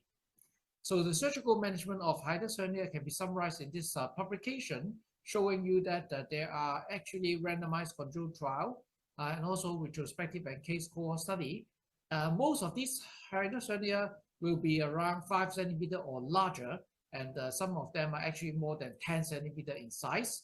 And the usual repair will include a mesh repair. And in this summary of a systematic review, and the suture cruroplasty will also be performed. And all of these, you can notice, is performed by a posterior cruroplasty with a suture. And then the additional fundoplication, as you can see, most of these were actually Nissen Fundoplication. From this systematic review and meta-analysis, mesh repair has a significantly less of recurrence as compared to suture repair for these large hiatus hernia. And the reoperation favor less risk after mesh repair as compared to suture repair as well. While the operative time was significantly shorter with the suture repair as compared to mesh repair, and there was no difference in the post-operative outcome between suture and mesh repair for this large hiatus hernia. So in summary, for type 2, 3, 4 hiatus hernia, they are not so common, but have a significant risk predisposed to the patient of strangulation and obstruction, especially when gastric wall fillers occur. And treatment is usually early surgical repair by laparoscopic approach with reduction of hernia, confirmation of viability, and fundoplication with mesh repair. And mesh repair significantly reduces the risk of recurrence, especially for large hiatus hernia, but may have a risk of mesh invasion into the esophagus after the repair. Thank you very much.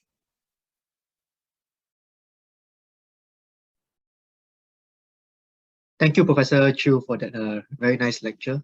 I think we're going to do the questions and answers at the end of the session. So we'll move on to the next speaker that's lined up for today. So next up, we have Dr. Alfred Allen Buenafe. He's from the Philippines. He's a very prominent surgeon and the past president of ELSA. Currently, he's the executive director of the Philippine Center for Advanced Surgery, Cardinal Santos Medical Center in Manila. He's a board member of APELS, president of the Philippine Hernia Society, and the board of director of the Philippine Association of Laparoscopic and Endoscopic Surgeons. And he's going to talk to us about how he does the Toupet Fundoplication. Dr. Allen, please. Thank you, Kim. Let me share my screen. Can you see the screen? Yes, we can see. Okay. I would like to thank, of course, everyone for inviting me on this lecture.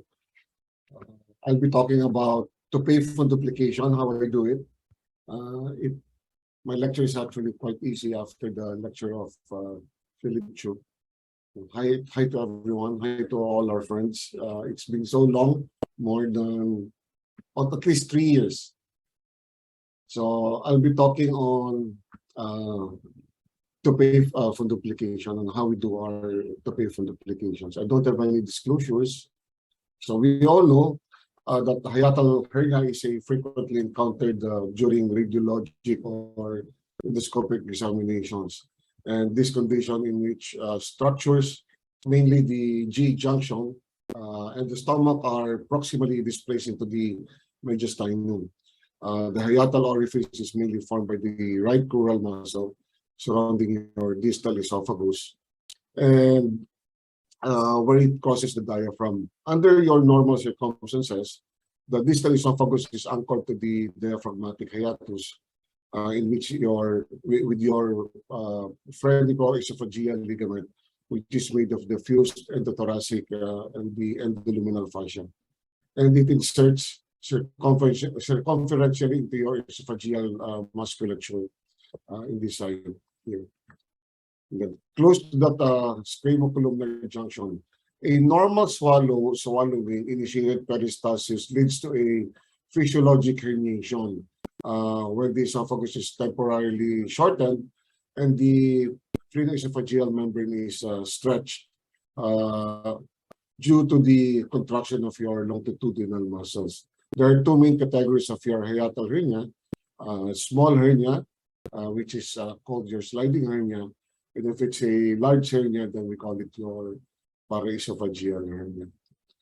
So clinical manifestations, the most common ones, they manifest clinically with symptoms of GERD or your GERD, including your heartburn, your regurgitation, and dysphagia. Patients, like the lecture of Philip, would have patients with types 2, 3, and 4 hiatal hernia can either be asymptomatic, would have vague intermittent symptoms, or present with epigastric and substernal pain, postprandial fullness, nausea, and retching. While GERD symptoms may be less frequent in type 1 hiatal hernia. Heartburn and regurgitation represent the two main typical signs. Some less frequent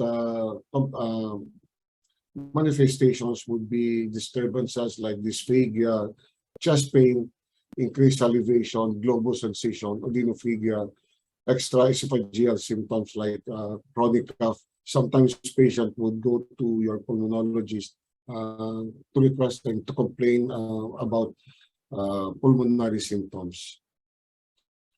So classification has been expounded by Philip in his lecture.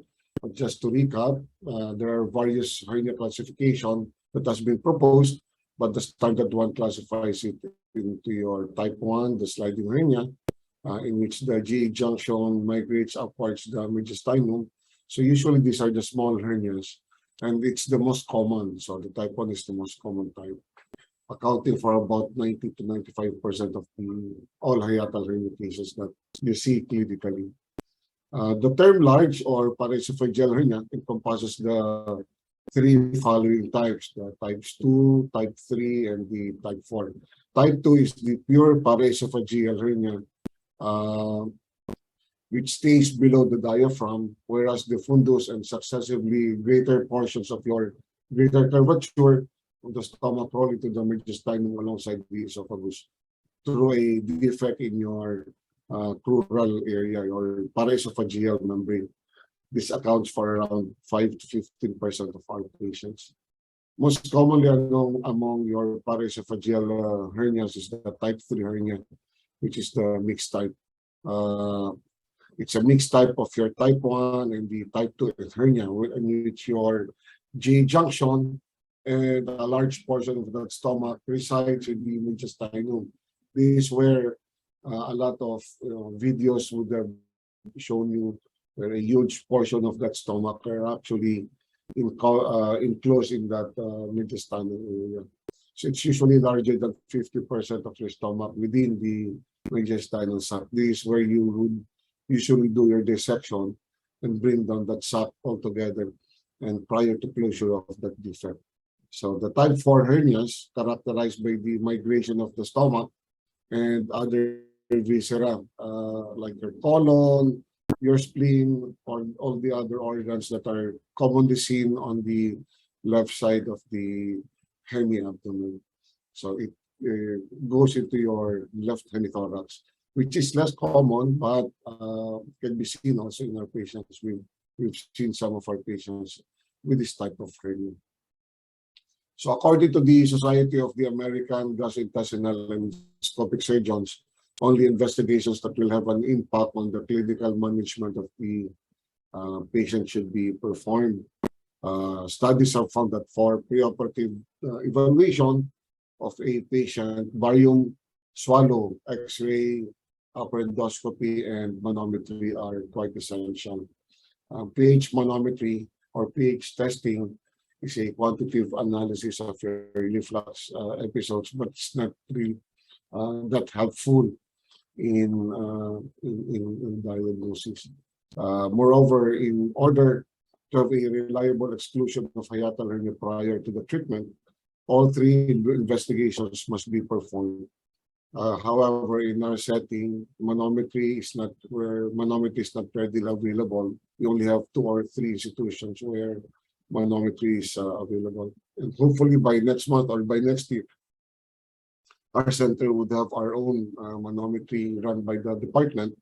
So we just do our barium swallow, our EGD, and the CT scan, and some of the more common workup that is being done in the center right now. So this is how a barium swallow would look like. It demonstrates the herniated contents, location of your EG junction, your esophagogastrojejunal junction, and the bolus transit of the patient. Oh, how come? Wait. Let me. Sorry for that one. Yeah, that's your barium swallow. EGD, I think one of the best and the most important procedure or diagnosis would be doing your EGD. Analysis of your esophageal mucosa is very important, just to check if you have any erosive esophagitis, Barrett's esophagus, and to be able to rule out, for you to be able to rule out your malignancy or any mass that's seen in that area.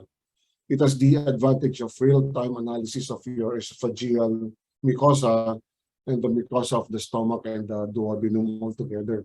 Unlike when you're doing your barium swallow, you just see the EG junction, the position of your EG junction, and any presence of that herniation into that hernia, into that area, hemithorax.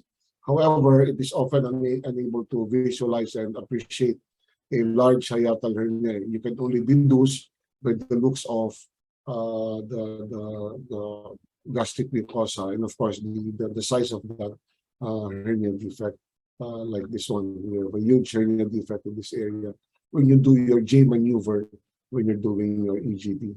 So especially when it comes to the organoaxial rotation of your stomach, it sometimes creates, it needs a very expert endoscopist for us to be able to actually check for that herniation. CT scan is not routinely recommended, but it remains useful in checking for that diagnosis, especially conferring additional information on location and type of your hiatal hernia.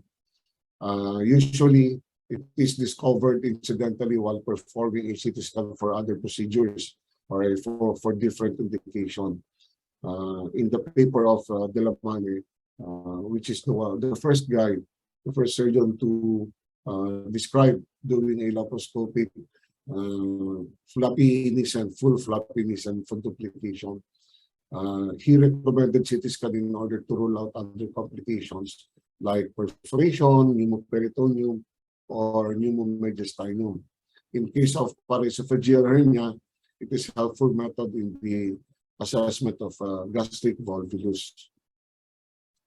So pH testing is not really that essential, as I said earlier, in the diagnosis of hiatal hernia.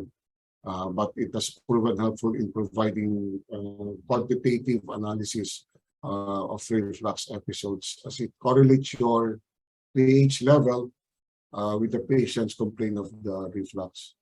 Your esophageal manometry provides valuable information. So if it's available, we usually request it routinely to our patients. It gives you information on the motility of your esophagus. So it gives you a better idea on what to do on your patient. It is considered that a separation between the crural diaphragm and the lower esophageal sphincter of about 2 centimeters or more is diagnostic for hiatal hernia. It can be performed especially before undergoing your surgery. So it's very helpful when you're doing. So indications would include persistent GERD symptoms, refractory GERD symptoms, non-compliant medical therapy, large volume reflux, and severe esophagitis, benign stricture, and of course, patient coming in with Barrett esophagus without severe dysplasia or carcinoma symptoms. So laparoscopy is the approach of choice with modern advancement in minimally invasive surgery and improved visualization, good instrumentation nowadays, and more experience and the skills of the surgeon acquired through the years of doing laparoscopic practice. It has become the standard of care in hiatal hernia repair. So the tenets of repair shared by most high-volume centers would include complete mediastinal sac reduction, mobilization of about 2 to 3 centimeters of intra-abdominal esophagus, and a tension-free hiatal closure.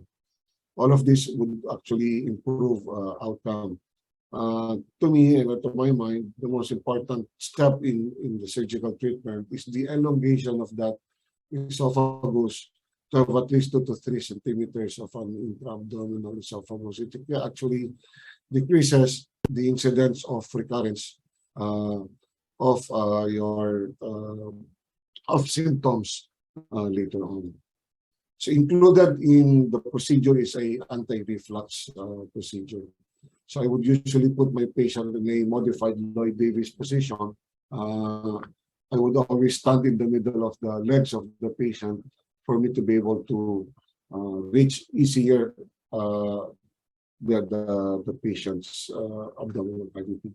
Some surgeons would like to stand at the right side of the patient, especially those who are doing a lot of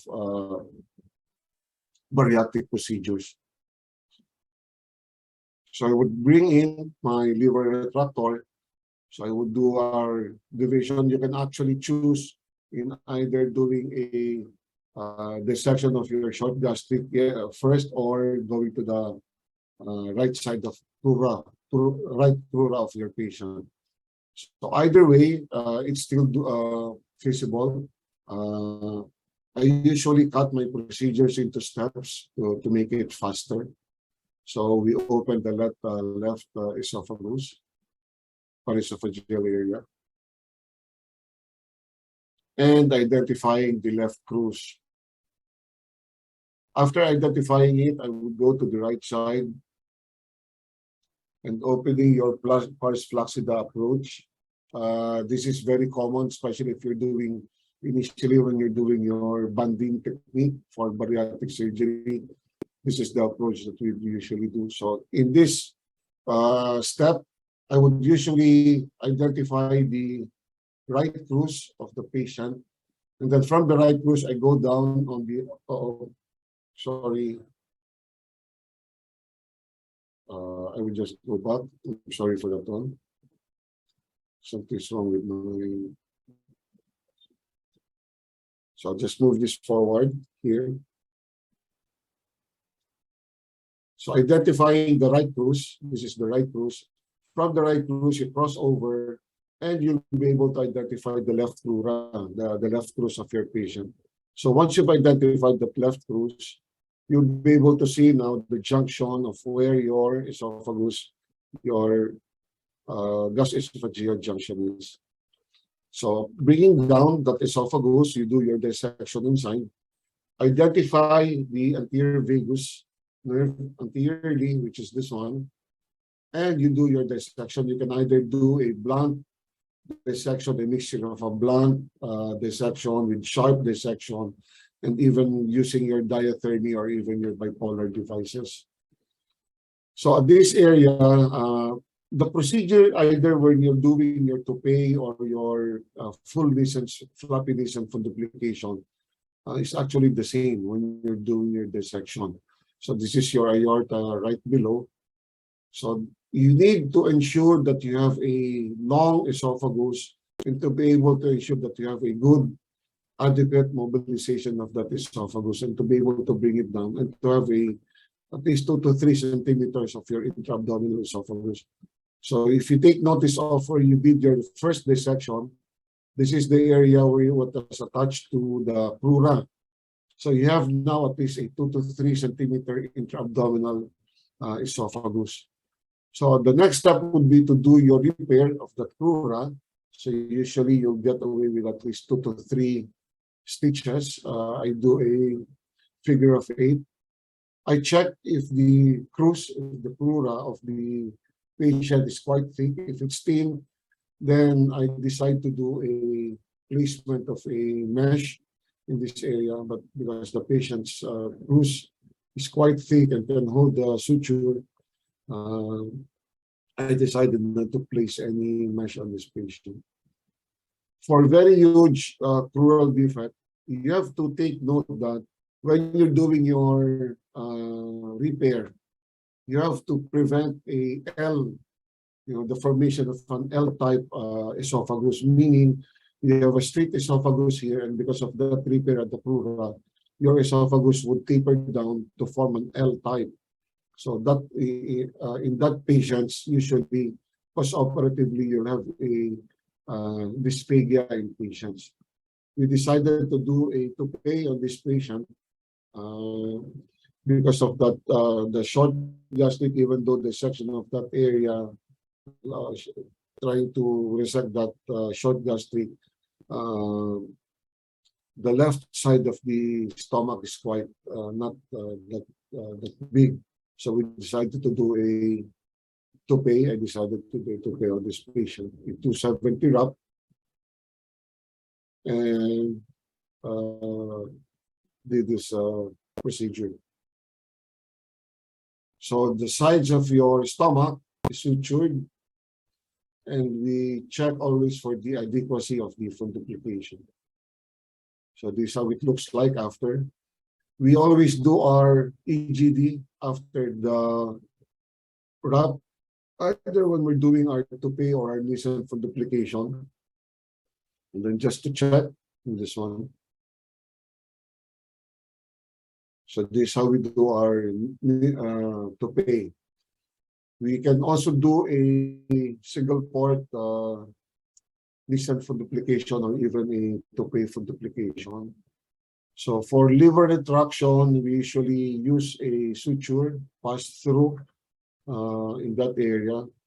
So opening of the pars flaccida, in contrast with the first surgery, first video that I've shown you, where we did our first dissection on the lateral side of the stomach. Here we do a pars flaccida approach first. So using, again, identifying the cruise, right cruise of the patient, and then identifying and trying to dissect the hernia sac. We need to bring down that hernia sac altogether prior to the repair. So just move this forward in the interest of time. So again, identification of your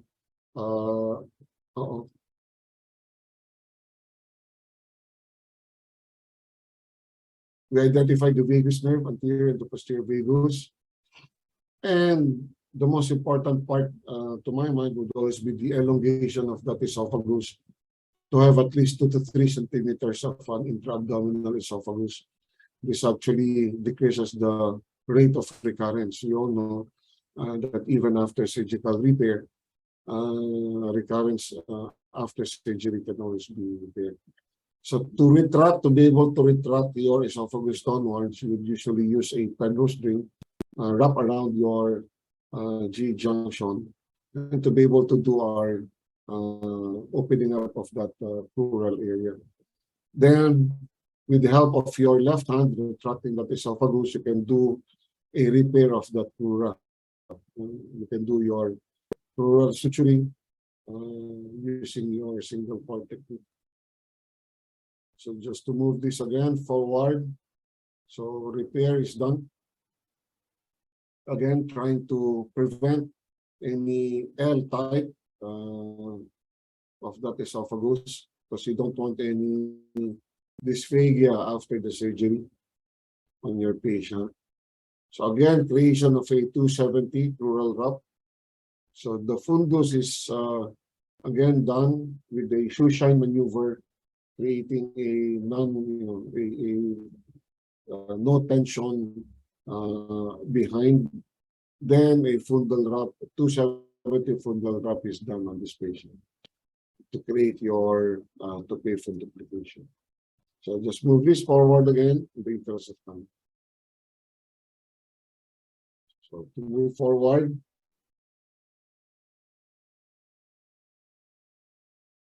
So something's wrong with the. Okay, so to choose to choose between partial over complete fundoplication, this is a study coming from the group of Paraesophageal in the United States. So the indications of those with the esophageal myotomy disorders and presence of clinical dysphagia. If you have a chronic dysphagia and esophageal motility, we usually stop doing our Nissen Fundoplication and just go for either a Toupet Fundoplication on our patients. So looking on studies comparing Toupet and Nissen, dysphagia after surgery is more frequent in your Nissen Fundoplication because of its complete wrap. But mostly in all our patients, we usually do our flapping Nissen, but it does not correlate with the preoperative motility. And comparing Toupet with Nissen, it's both effective, although studies would show you that the incidence of recurrence of dysphagia of symptoms is higher in Toupet, and Nissen would have a more long-lasting results later on in our patients. So you have dysphagia, bloating, belching, more commonly seen with patients in undergoing Nissen. And of course, dilatation for dysphagia and reoperation is higher with Nissen. But more often than not, it disappears over time. So thank you very much for your kind attention, and I'd be very happy to answer your questions. Thank you, Dr. Allen, for that very nice presentation and very skillful video of the Singapore surgery. Next, we have Professor Suthep. He's also someone that doesn't need much introduction from Thailand. He's actually the director of the very famous Chulalongkorn University and Chula Minimally Invasive Surgery Center in Bangkok. And he actually sits on many boards and is a president, notably of the Laparoscopic and Endoscopic Surgeons of Thailand. He's also the current president of ESMBSS, the governor of APHS, and the list goes on. Without further ado, and in the interest of time, we will let him start with his lecture on how he does the Nissen Fundoplication. Professor Suthep, please. Good morning, all friends and APEL member. Thank you very much for having me today. Let me share my slide.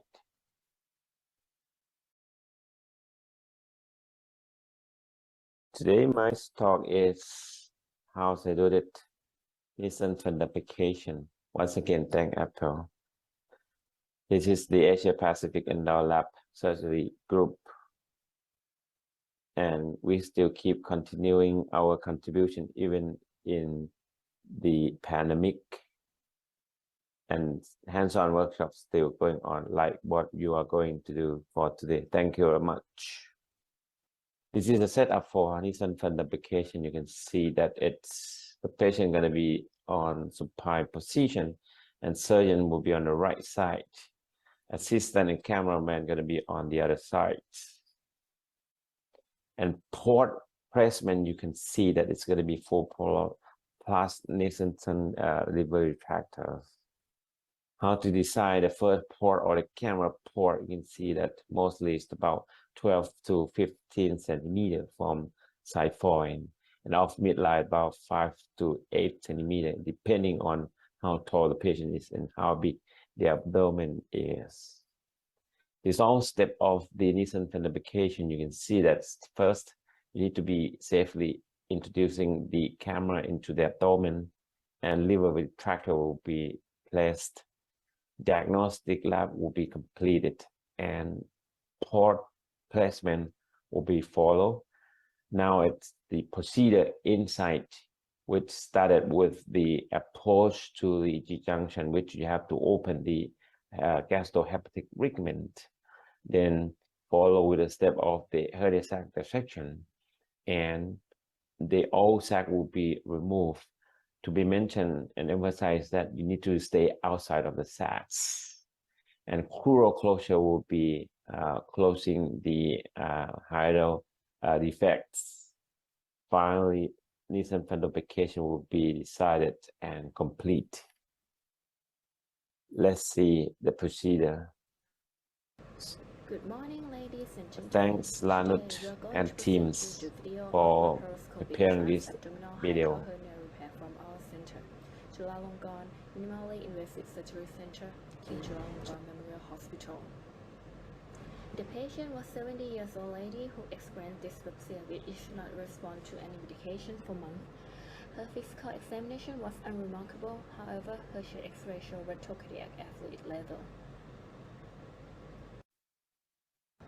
She underwent CT scan, and it confirmed the diagnosis of hiatal hernia. Actually, we do the So EGDs, she underwent the laparoscopic and hiatal CT hernia scan will removal. be added if it's having After other the organ generalized to be exploration, herniated. the liver was retracted upward with Nissen retractor. This is our normal The colon and liver stomach retractor, in which hernia is the was Nissen. gently reduced to their normal positions, and you can see the hiatal defect highlighted. And here is the herniated sac that migrate through hiatal aperture up to intrathoracic cavity.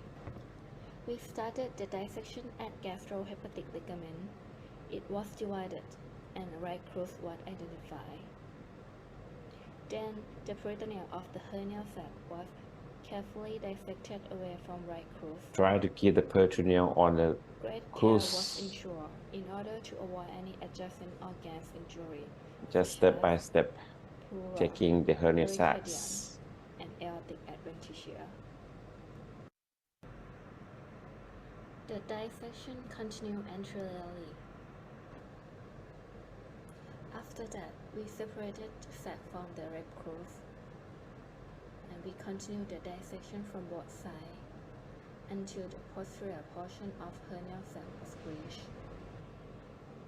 So keep dissecting, follow the After curve. the posterior portion of the hernia sac was free, we place helostain to the posterior and use it to encircle the esophagus to facilitate the dissection of hernia sac further.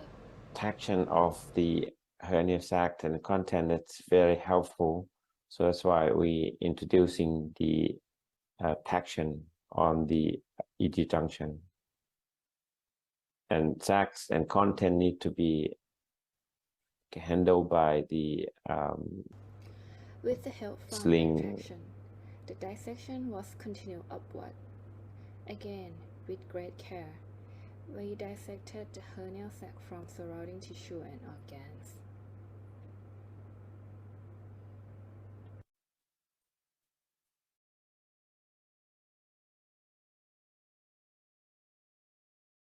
You see that try to have the content under the traction. The dissection continue. You can see the esophagus, the aorta, And you can and see pleura vagus in nerve. the blue, yellow, and green area respectively. And the dissections must ensure that the intra-abdominal esophagus is at least 3 cm long. This is to make sure that the tension-free repair is occur.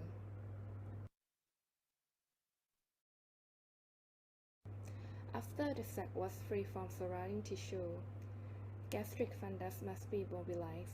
In this patient, there was some adhesion between the hernia sac and the fundus, so it is need to be removed.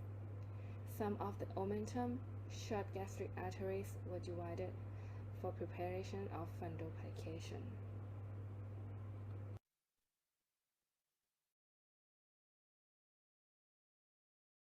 The hernia sac will be dissected and removed.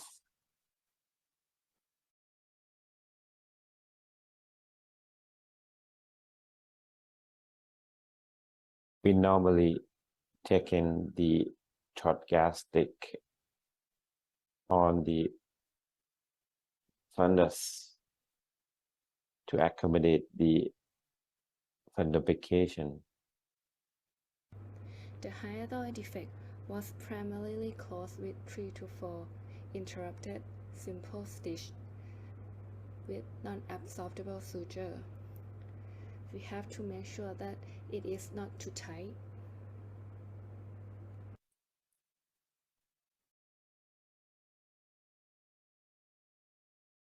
Left hand will be taking care of the IVC, as you can see. Then carefully taking the cusp, and that's why the peritoneal on the cusp is suggested to be preserved.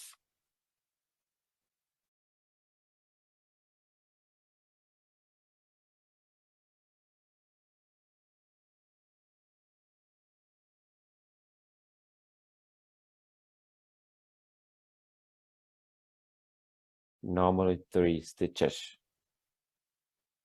will be needed.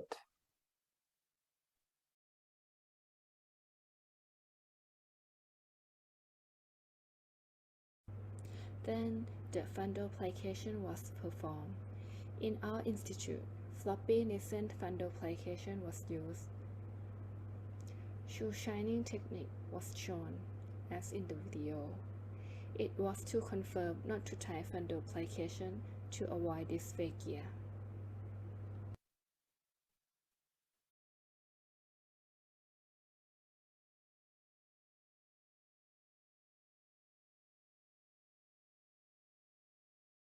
We remember that the bite that would take and need to be on very next to the gastrocolic ligament that's been taken already, so that you don't narrowing the fundoplication too much.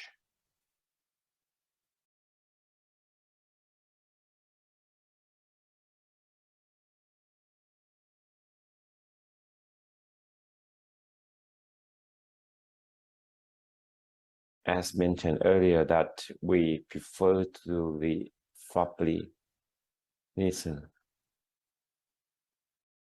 And the suture itself will be located anteriorly facing anterior part. Penrose drain was then removed, and anterior gastropexy with the cruise was done. We're not routinely putting the stitch, but in some specific situation, we might have a gastropexy as shown in this step. You may put this step before the procedure of fundoplication. It might help you to accommodate the Fat was fundoplication. removed, and bleeding was checked and stopped.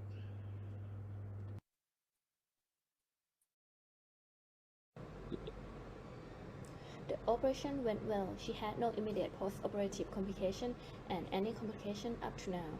She was discharged home with soft diet. At the 4-week follow-up appointment, she can eat regular diet and her symptom of dyspepsia resolved. Thank you for your kind attention. Thank you, Soranut, and also thanks the CMITS team for having this video. Ladies and gentlemen, my colleague, I'll invite you to join us in Rayong for the APMBWS 2023 in May 25th to 27th. Thank you. Thank you, and I hope you enjoy the next part. Thank you so much, Professor Suthep. So we will move on to the next talk and leave the Q&A at the last. So the next talk is to be given by my co-host today, the course director, Assistant Professor Asim Shabbir. So I think he, again, needs little introduction. He's currently the Deputy Head, Department of Surgery, NUH in Singapore, Assistant Professor at the National University of Singapore, and he also holds a number of board members and also also the faculty post in many different societies. So today he'll be sharing with us an interesting aspect of management of reflux, that is the use of magnetic sphincter augmentation. So I will hand the stage to Professor Asim Shabbir. Thank you very much, Dr. Yip, for that kind introduction. So that's myself. I'm currently, just while we were in the preparation of this, I've now become an associate professor, and I'm now the head of department for surgery. I've taken over the charge. So my talk is to talk about magnetic sphincter augmentation. I think we all know what GERD is. It's objectively defined by the presence of mucosal injury seen at endoscopy and abnormal acid exposure demonstrated on reflux monitoring studies. It is a huge problem globally. Part of the problem, not the entire problem, is because of inappropriate relaxation of the sphincter. Either it relaxes too much or too less, and reduced sphincter pressure and loss of angle of His, as can happen in patients with hiatal hernia. It's a connective tissue disorder, and that's why the hiatus becomes widened. Part of the pathophysiology includes collagen defect in these patients. Diagnostically, coming up from the LA grade classification, LA1 being not sufficient for diagnosis, and D being diagnostic of severe GERD, and B and C also being diagnostic of GERD. So if you take endoscopy, LA grade A does not constitute severe reflux. Hill's grade basically used to classify the degree of hernia. You can see 1 when it abuts, but it's still parting away. 2 when you can see a part of the mucosal lining of esophagus. 3 when it is wide, and 4 when it is all widely open. And this has to be done 45 seconds after air insufflation. So you insufflate air for about 45 minutes before you get it. Do medications really stop acid reflux? They do control the acid, but they do not rebuild the reflux barrier, as you can see in the studies. So do PPI then prevent Barrett's esophagus is the next question. This large study looked at 5 years follow-up patients with GERD, 1,224 in the NERD category, and A and B and C being relatively low, 12 and 20%. In total, 10% progress to precancerous lesions on treatment that is on PPI. So it does not prevent the occurrence of Barrett's esophagus. Largely, those patients who are on PPI tend to get more cancers, and it increases the risk of going undetected, the cancer, because the patient remains asymptomatic and it becomes more advanced. Increased risk of esophageal cancer among PPI users for GERD, and PPI increases risk of esophageal carcinogenesis by direct carcinogenic effect, disruption of the microbiome, and bile salt related toxicity from relaxation. So here is a classic example of Hill's grade of a patient. You can see this was diagnosed in 2013. This was how my patient looked like. 2014, the reflux is more. 2015, you can see more damage here. 2020, there is Barrett's esophagus. 2021, there's low-grade dysplasia. And then 2021, later in the year, the patient was noted to have high-grade dysplasia. And by the end of the year, the patient developed an adenocarcinoma. So this is exactly what we want to prevent. And this is a live example that you can see. Within less than a decade, the patient has developed a cancer. There are various forms of treatment available for patients with reflux. One of them is the novel therapy, which is called LINX, which is a magnetic sphincter augmentation device. It is now, by the American College of Gastroenterology, one of the interventions for reflux disease and patients who have reflux disease, and it's in their new guidelines. The indications for surgery remain the same, which is inadequate control of symptoms, high volume reflux, medication side effects, and non-compliance to medications. Complications of GERD, if they do have like severe esophagitis or strictures, and if patients do not want to take medications, although the use of indication of extraesophageal manifestation to do surgery is not very fruitful, but it still remains an indication. The goals of any reflux surgery is to prevent significant reflux, improve quality of life, and minimize complications, which is dysphagia. How does the surgery, or what does the surgery really entail? Is basically fixing the hiatal hernia, restoring the integrity of the crura, and then fixing the defect in the lower esophageal sphincter, either doing a fundoplication or doing TIF or using magnetic sphincter augmentation, strata, endostim, and other devices. This is a hiatal repair of one of my patients, and you can see the intra-abdominal. We do prefer to do a rather snug, I won't say tight, but snugly fitting the esophagus kind of hiatal repair using non-absorbable material. This is Ethibond 2O that I'm using, and I'm putting a figure of 8 stitch in this patient. And you can see you do not have to bite the entire muscle of the left or the right crust, but you can bite a portion of it, and you just need to abut both of those. As long as there is naked lining there, the adhesions will happen, and the reflux will, the hiatal hernia would not recur.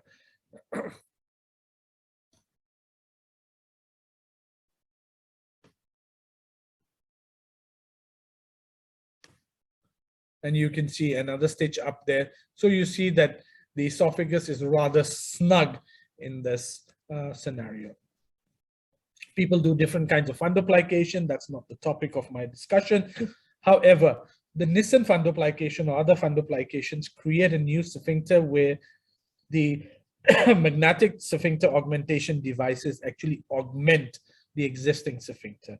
It's a one-way valve. This one will yield at a higher pressure. There's no alteration in anatomy. It's physiological, it's removable, and the outcomes are more consistent and predictable. This is how a LINX device looks like, and it's basically a jacket of titanium on the outside and small beads of magnesium of a magnet inside, connected by each individual loop of wire on between two beads. So this is not one string of wire. Between two beads, there is one wire, and in Singapore terms, it's just the size of a 20-cent coin.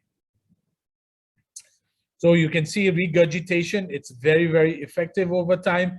You can see number of patients, and many of them at 3 years and 5 years do not experience any further regurgitation. Quality of life excessively improved as compared to PPIs or on or off PPIs, either less than 4% of patients experiencing any symptoms of reflux or primary reflux disease.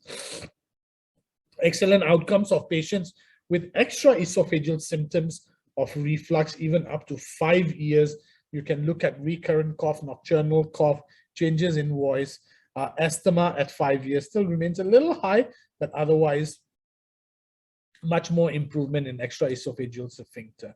What are the cons? It causes dysphagia that may be early or late, but with now more liberal sizing, it is not so common. It does tend to erode. The erosion rates are 0.3%, and failure to control symptoms is a possibility. Here is a device that's going to go in place. This is basically a calibration device. This is to measure the circumference of the esophagus, and the sizer basically tells you how many beads device you should deploy. At the top end of the sizer, there's basically a clipboard which basically tells you 80, 12, 13, 14, whatever size it is, and you generally size 2 above it because the stretching does cause some collapse in later years of life. So you see here, we would have measured possibly a 12, and then we are putting a 14 bead device in here. You lock the device, it interlocks itself like that. Once it's interlocked, it's very hard to open it up. It doesn't open up. You divide those strings and the operation is over in this patient. The patient has already had hiatal hernia repair, as you can see in the background. I think we've had a distinguished experience. Now it's about close to 40 cases of links that we have put in. An average operating age of 48 years old, not obese, BMIs, generally overweight patients. Operating duration about 70 minutes, blood loss less than about 12 mils, length of stay generally 1 day, readmission within 30 days, about 1 patient readmitted, follow-up anywhere from 3 to 24 months is what we have now, coming to 3 years very soon. Good quality of life, much better, as you have seen earlier in our cohort of patients. So they do extremely well for patients with primary GERD. The long-term follow-up GERD quality of life, health-related quality of life in weeks, stating that they actually do quite well and continue to do well as far as their health-related quality of life is concerned. Their Demystified scores, if you see, are much better, up to 3 to 6 months post LINX implantation, and I have not seen any different results in even time frame beyond that, which is now about 2.5 years. So for primary reflux, it is a great option. I have removed two devices. One patient developed an esophageal cancer, and during the main operation had the device taken out. The other patient did not want the device in because he felt that rice was sticking, and this is the only real patient that I've actually removed the device in for benign reasons, and he's well after surgery with no complications. So in short, the take-home message is that the treatment of reflux is a tailored approach. Many effective options are available. Medical therapy remains the mainstay. You can use PPI endoscopy. MSA has its place in patients with hiatal hernias and reflux. The indication has been now accepted by FDA to include large hiatal hernias as well. With that, I come to the end of my talk. Thank you very much.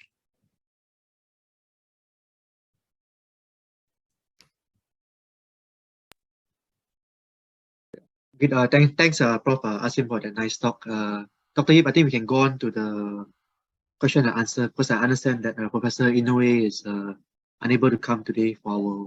Yes, unfortunately, Professor Inoue has emergency engagement, so he will not be able to join us. So we'll have a bit of time for his Q&A. So we have Suthep here, and we also have Alan and also Asim. So maybe we can start the ball rolling for some Q&A.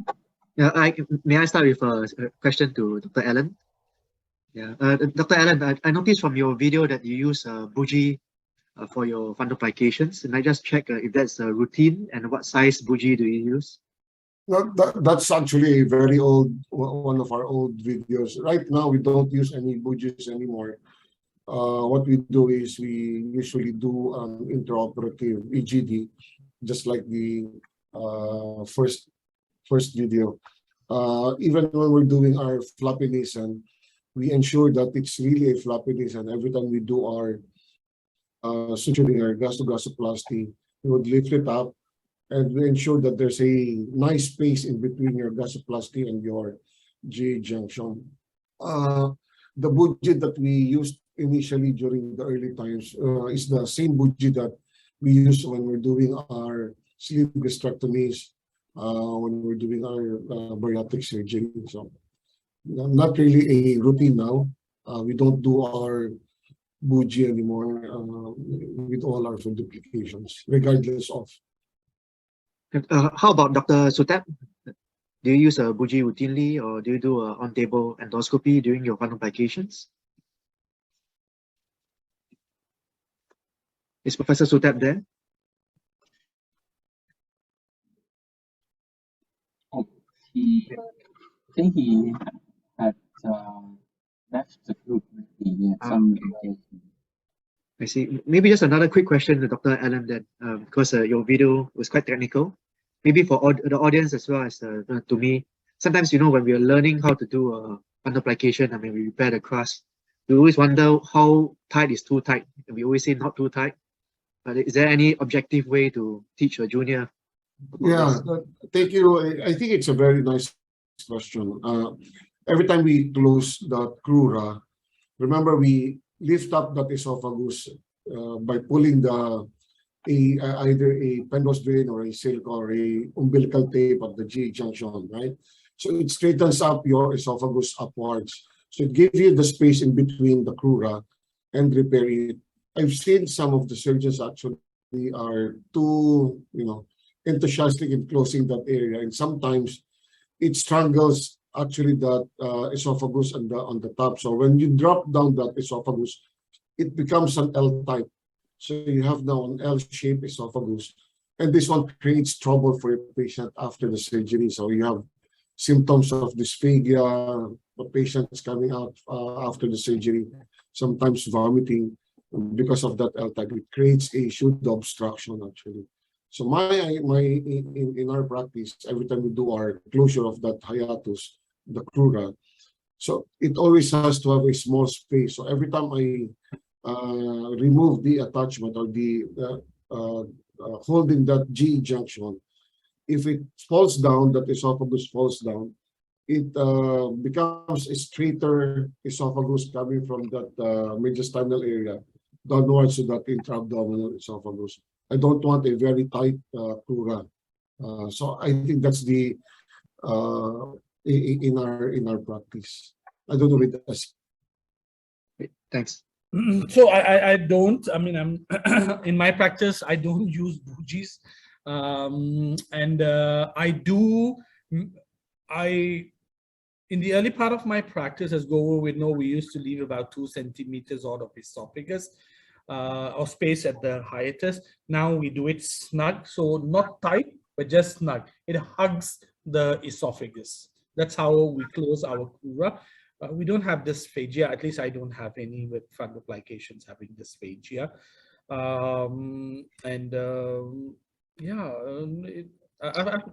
I mean, I've done it with 56 French bougie, 48 French bougie, and no bougie, and I find no difference. So I am okay with but yes, you need to be able to calculate the displacement of tissues and all that and how it affects. But yeah, that's. So maybe I'll ask one question to Asim. So this was a question for Philip, but since he's not here, so maybe you're one of the best person to answer. It's about injury of vagus nerve during dissection. So what would you do in case when during a hiatal repair you have accidentally injured the vagus nerve? So one thing I will not do is call the hand surgeon to fix that nerve. So damage done is done. I will try and prevent injury to the anterior one because what is done is I cannot undo. Most of the times upper GI surgeons do vagotomy. I will tell the patient there was an injury and you may feel bloated, which is quite normal. And anyway, when you do fundoplication, they do feel bloated, okay? Because they don't, so it's no big reason to be worried about. to be very honest, Dr.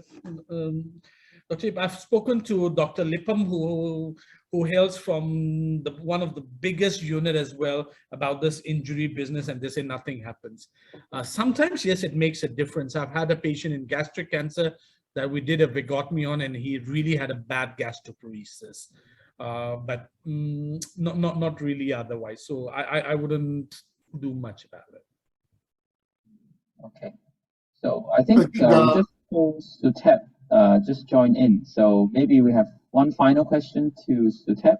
Is he here now? Yes, Professor Suthep. Nice to see you. Thank you so much. We appreciate your participation in this very busy morning. So can I ask you one question? So I know that for doing a Nissen Fundoplication, there's some evidence on whether or not you should cut the short gastric vessels. So what's your opinion on this? Whether should we completely mobilize and cut all the short gastrics, or do we not do it?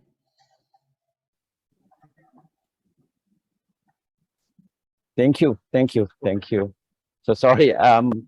Yes, for Nissen, I think it's been recommended that you should taking care of the short gastric, especially on the fundus, to accommodate the fundoplication without any tension to pull it back. So to my practice, and also been recommended by several surgeons that we should take care of the short gastric. Yes, that's my practice too. Thank you very much. I'm sorry for a bit noise. Thank you. Thank you so much, Suthep. So because of time, I think we should move on to the debate session. So this is quite an interesting session that we have this time. It is the first one we have for the APELS. So essentially what we're going to do is we'll have two topics that will be debated among our trainees. So we have 4 countries representative today. So each of them will present on their tape or their side on the presentation.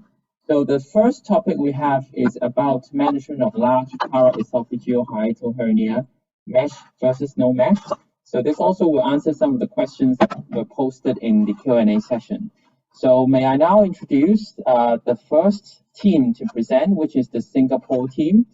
So the Singapore team has 4 members here today. So Dr. Leonil Dekanos, Dr. Charlene Yu, Dr. GM Paraesophageal, and Dr. Singh. So they will talk about the use of mesh during the paraesophageal hiatal hernia. So the floor is all yours, the Singapore team. Hello, good morning, everybody. Just want to clarify whether I'm audible.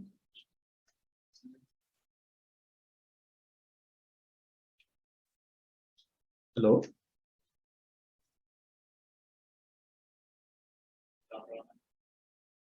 Yes, we can hear you. So you just need to share the screen, and then we can start the presentation.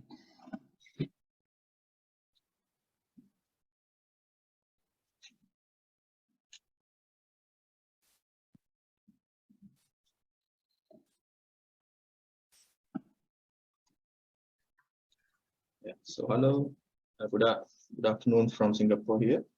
So we'll be discussing about large paraesophageal hiatal hernia, and we'll be 4 mesh.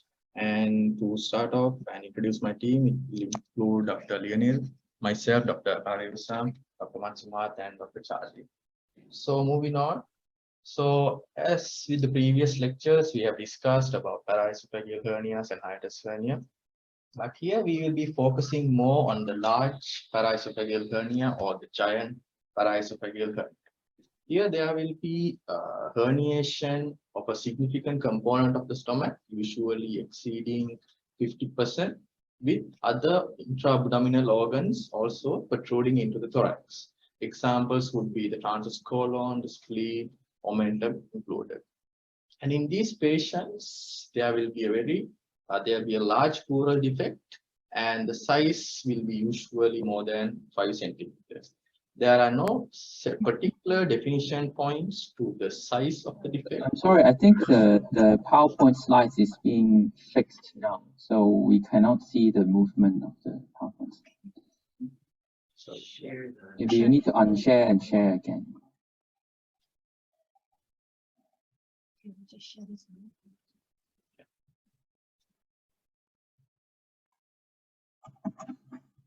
And it's not in the present, it's in the presenters mode, so. Is it okay? Okay, yes. So to begin with, here in this discussion, we'll be focusing more on the large paraesophageal hernias or the giant paraesophageal hernias. And here, the hernia will be consisting of herniation of a significant proportion of the stomach, usually more than 30 to 50%, with other intra-abdominal organs, such as the spleen, duodenum, and transverse colon, migrating into the thorax. And there will be a very large pleural defect in these patients. And in the literature, some have defined it as more than 5 centimeters, or some have extended the level up to 8 centimeters. And another point to stress here is the quality of the two pillars, or the pleura will be somewhat poor in these patients because of the significant herniation and migration of contents into the thorax. So moving on, the definitive management of symptomatic large paraesophageal hernias is surgical repair to reduce the risk of complications such as volvulus. And surgical repair has over the time evolved from an open approach to a minimally invasive approach. And currently it is the laparoscopic repair that is much more preferred. But the biggest drawback initially when starting of laparoscopic repair was the high rates of recurrence. And throughout these years, we have tried to reduce this recurrence. And what are the techniques that can we use to reduce the recurrence? So briefly, if we take the principles of simple hernia repair, it would be a tension-free pleuroplasty and mesh reinforcement and establishing adequate intra-abdominal length of the esophagus. So I will let my colleagues proceed with the presentation. Thank you. So we're going on to a brief review of the literature. So as we know, the use of mesh in hiatal hernia repair is controversial. Proponents of mesh repair do suggest that the use of mesh is particularly more prominent in those patients with large hiatal hernia defects. It helps to reduce recurrence risk. The main reason for this is because after hernia reduction, the muscle that looks at the diaphragmatic pillars are usually friable, and this offers a poor support for primary closure. Although we do know that there are no disadvantages of mesh repair, for example, prolonged operative time, cost concerns, as well as feared possibility of mesh complications that include erosions, fistula, as well as obstruction, which will be mentioned later in our presentation.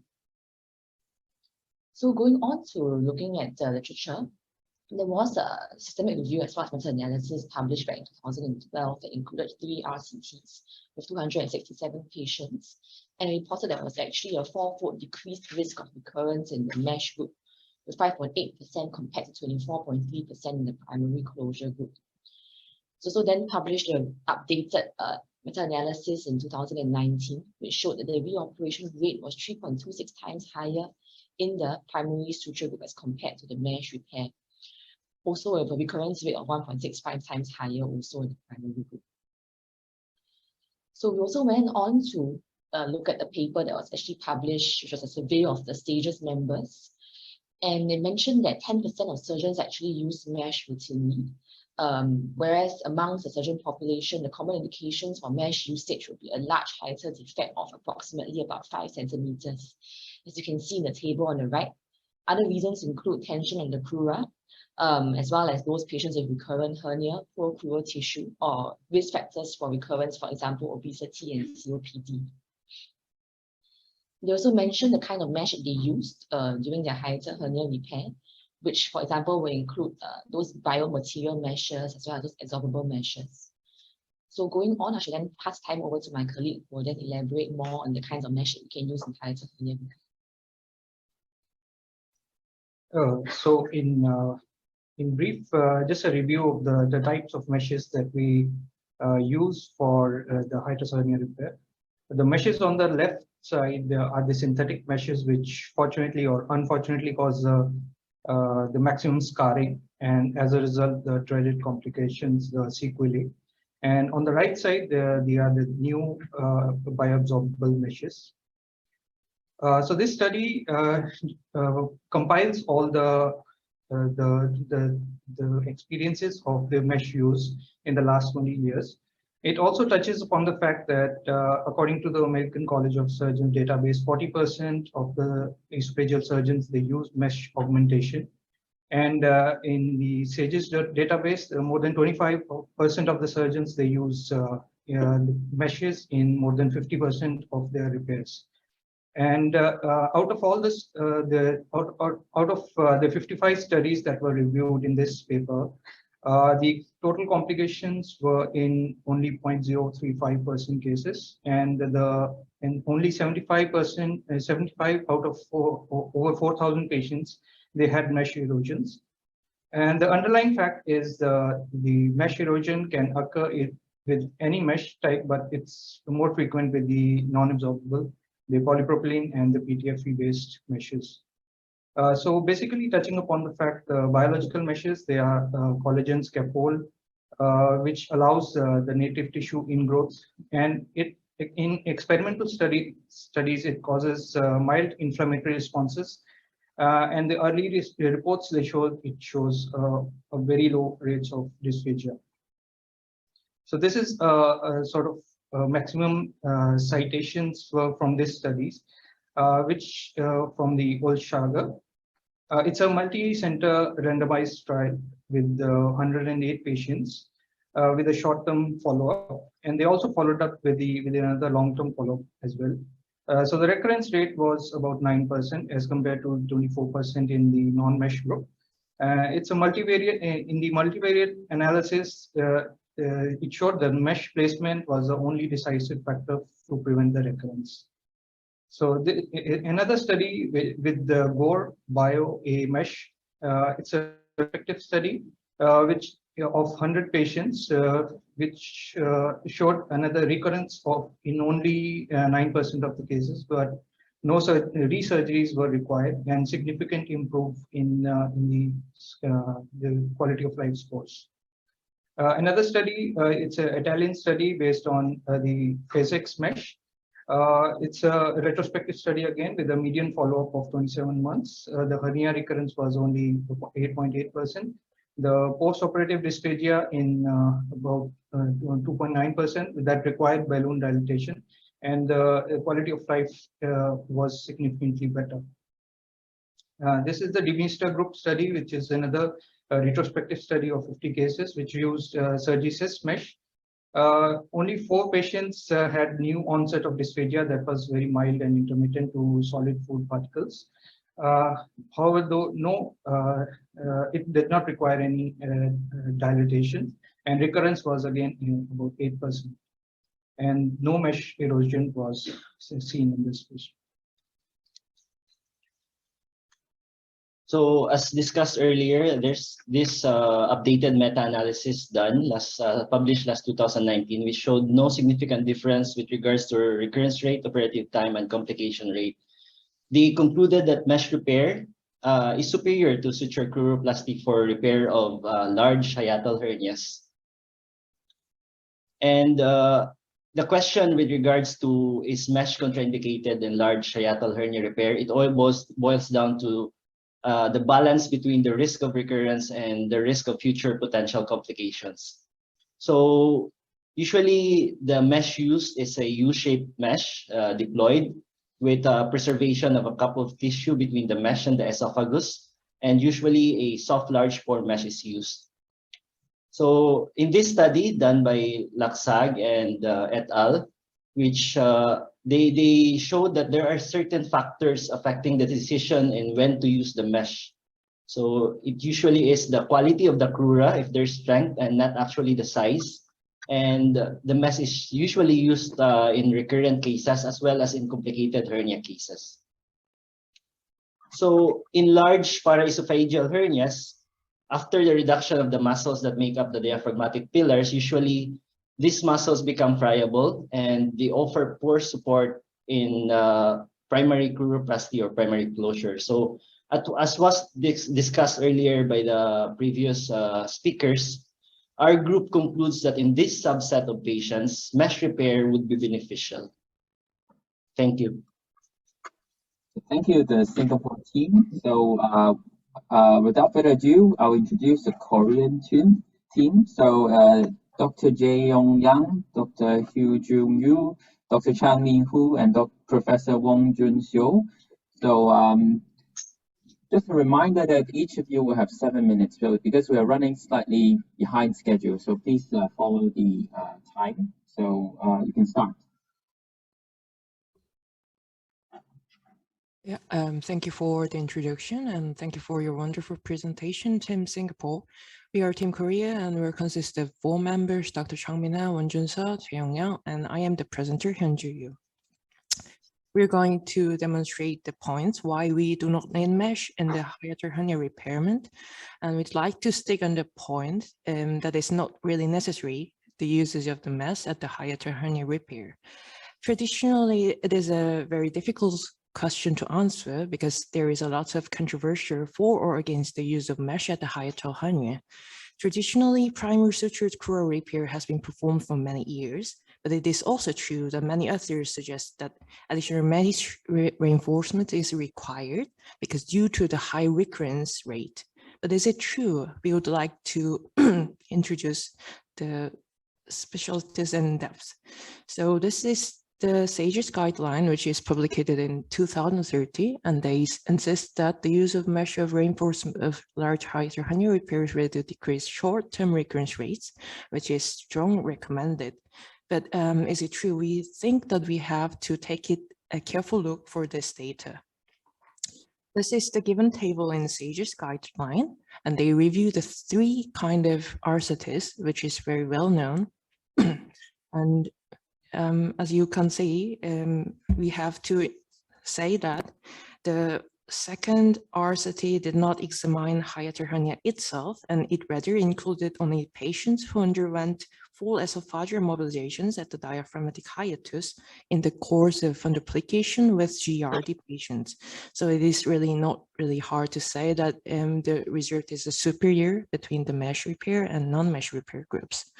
And from the first and second RCTs, it seemed that the mesh repair showed the good short-term recurrence, better short-term recurrence rate. Before the third RCTs, the timing of recurrence is followed up within 5 years. And as you can see, the p-value is 0.7, which means that there is actually uncertainty about the long-term outcomes.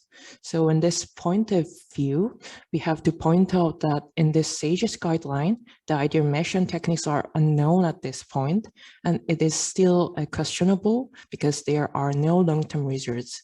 In this point of view, we would like to introduce a newly updated RCT data with a 5-year follow-up, which is published in 2020. This is the paper, which is published in the year of 2020 in honor of surgery.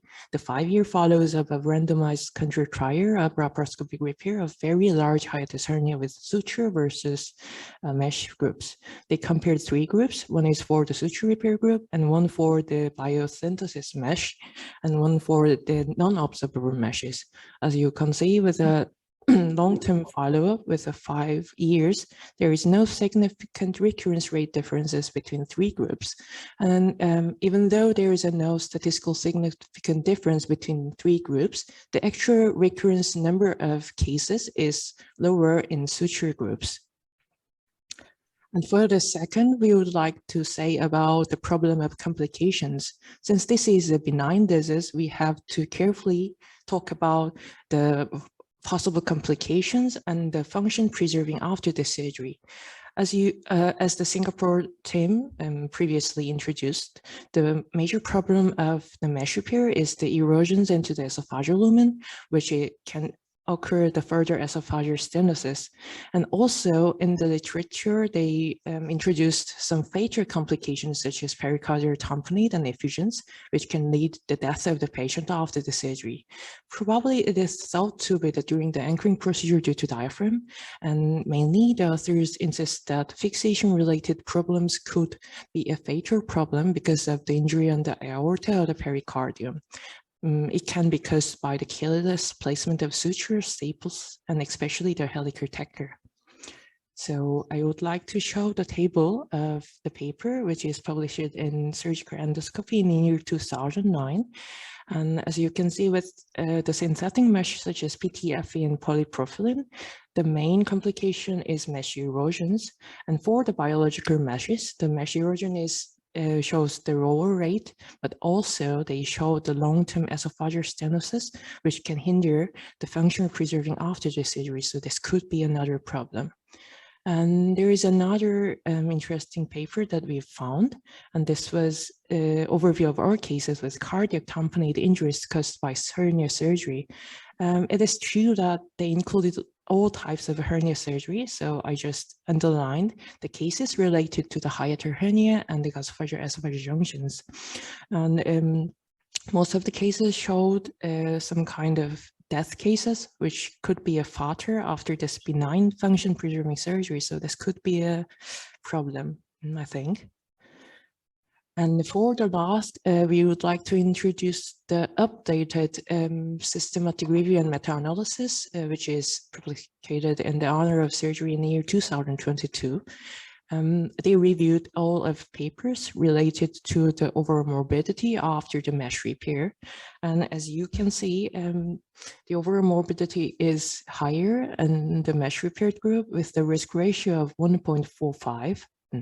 So in this point of view, we would like to insist that the mesh repair is not really necessary because of the possibility of complications and the higher possibility of overall morbidity. And actually, there is no significant long-term data, but it seems that in long-term follow-up, there is no significant difference in recurrence rate. So that's all. Thank you for listening.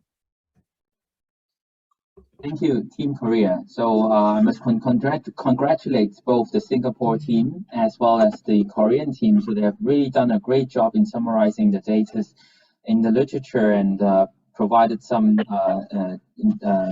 comments on whether or not we should use the mesh. So perhaps we should put up with some more discussion on this topic. I think this is quite an interesting and controversial topic.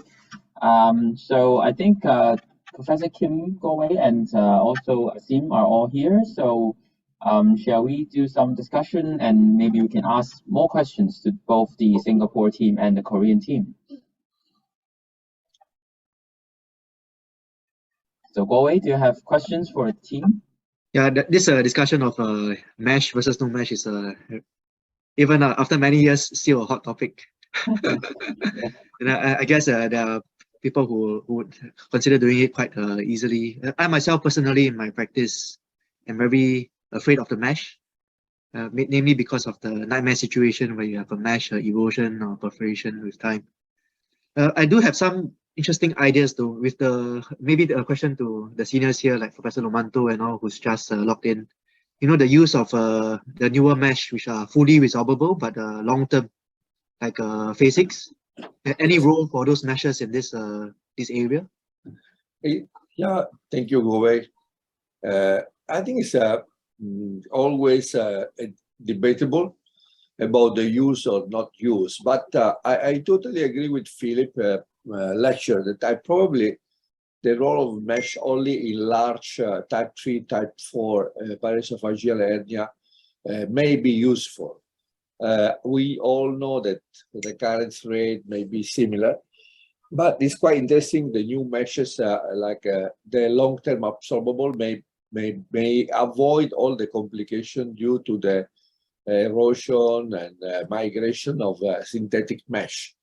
We don't really have data, but if you look at hypothetical being absorbable, and you know that most of the time we use also we used to use a mesh, a biological mesh. I think switching from biological mesh to long-term reabsorbable mesh may be a good option. I have a question for the Korean team. Would you rather do a primary closure of the crura and create a lateral release incision and put a mesh there? Or would you rather close the crura and put a mesh on top of it?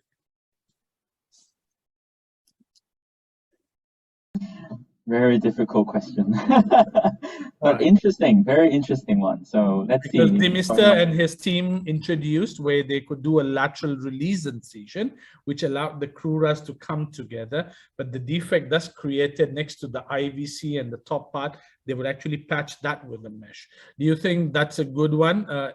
ASTC team, do you want to take that on? Do you think you would buy in for that one? If I give you that option, will you buy it in? Now it's not near the esophagus. It's away from the esophagus. Are you happy with the mesh? It seems to be quite technically difficult, Prof. Okay. We are fixing one hernia and creating another one. Yeah. Yeah, potentially, yes. But the outcomes seem to be better in that kind of study. I think Goe and Chinip asked a very relevant question about using long-term absorbable meshes. So the first thing which I wanted to bring up in my presentation was the fact that this basically is a collagen disease and it just gets worse over time, right? So what you need is a huge, not only deposition of collagen, but the ability to change collagen. Until we get right there and get all that right, all our hernias repairs are doomed for a recurrence. Now, what does it mean to have a recurrence? Is it symptomatic or asymptomatic? If it's asymptomatic, then it makes no difference, right? But if it's symptomatic, whether you have put a mesh or not put a mesh, then you are in trouble, right? It's just that with the mesh, you are in far more trouble because when you go in to do the surgery, it's so fibrotic that the risk of secondary injury is very high. The second thing is there are reports, but these reports are of mainly propylene mesh erosions into the esophagus where the meshes were actually hugging the esophagus. And the mesh just contracted and the body got rid of them by getting them into the esophagus and people were doing esophagectomies. Well, now we know that if you just trim them off, you can leave the rest and it will slowly erode and like a band and all this, and it will go away.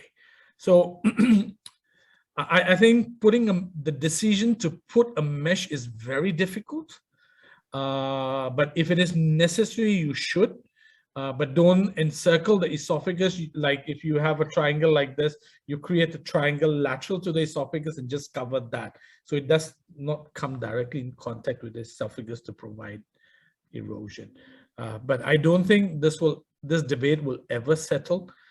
We'll keep, so both of you did a great job in defending your territory, and I appreciate you for what you have done. I would like to ask my Korean team, do you ever put a mesh? I know you've taken literature to a new height, but do you put mesh ever? Have you ever done that? Is that a part of your practice? Korean team? Okay, I'm the Korean, the co-chair, Prof. Kim in Korean University. I have several cases, the experience of hiatal hernia repair, but almost the cases we can repair the crura repair with the suture repair with the Prejit. We don't need the mesh repair, but in the case of the weak, the crura muscle and the large hiatal, the big size, the type 4, the hiatal hernia repair, so sometimes we need the mesh repair. But the mesh repair is I think the long term, the complication is high. So I think there it can possible the suture repair is the best option for the crura repair. Thank you. Thank you. Totally agree with that conclusion, Dr. Kim, that where you can avoid, and when it's unavoidable, maybe a long-term absorbable, and if you don't have one, then you go to non-absorbable meshes. And I think it also highlights a problem that actually mesh or no mesh, it will recur. And the most important thing perhaps is the surgical procedure itself, when you should really mobilize the esophagus long enough, dissect all the hernia sac back down. So these are probably the method, what also matters a lot when you're doing, especially for large hiatal hernias. So I guess with time, so we should probably move on to the next topic of debate. So we will have, the next topic is about achalasia, which we have a debate between the Hong Kong team and the Thailand team. So the Hong Kong team will be presenting for the poem, while the Thailand team will be presenting on Hellas. So first we'll start with the Hong Kong team. So we have, yes, our Hong Kong representative today here. So, well, because of time, let's start.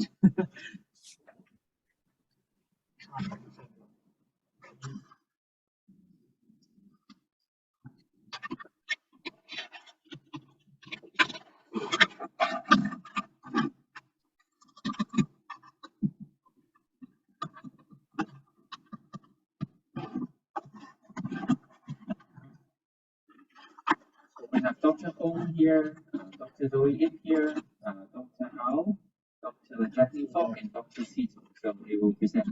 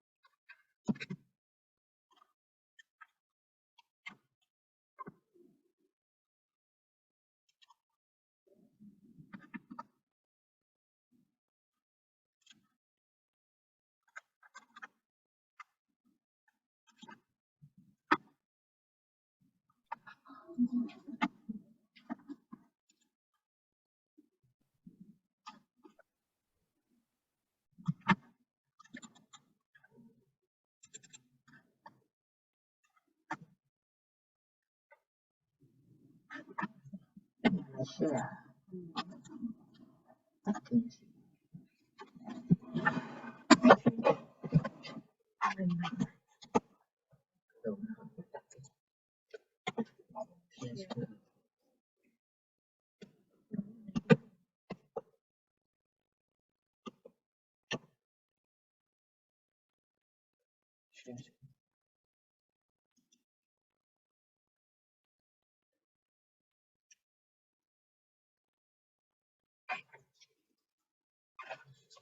So, good morning, distinguished speakers, professors, colleagues, ladies and gentlemen.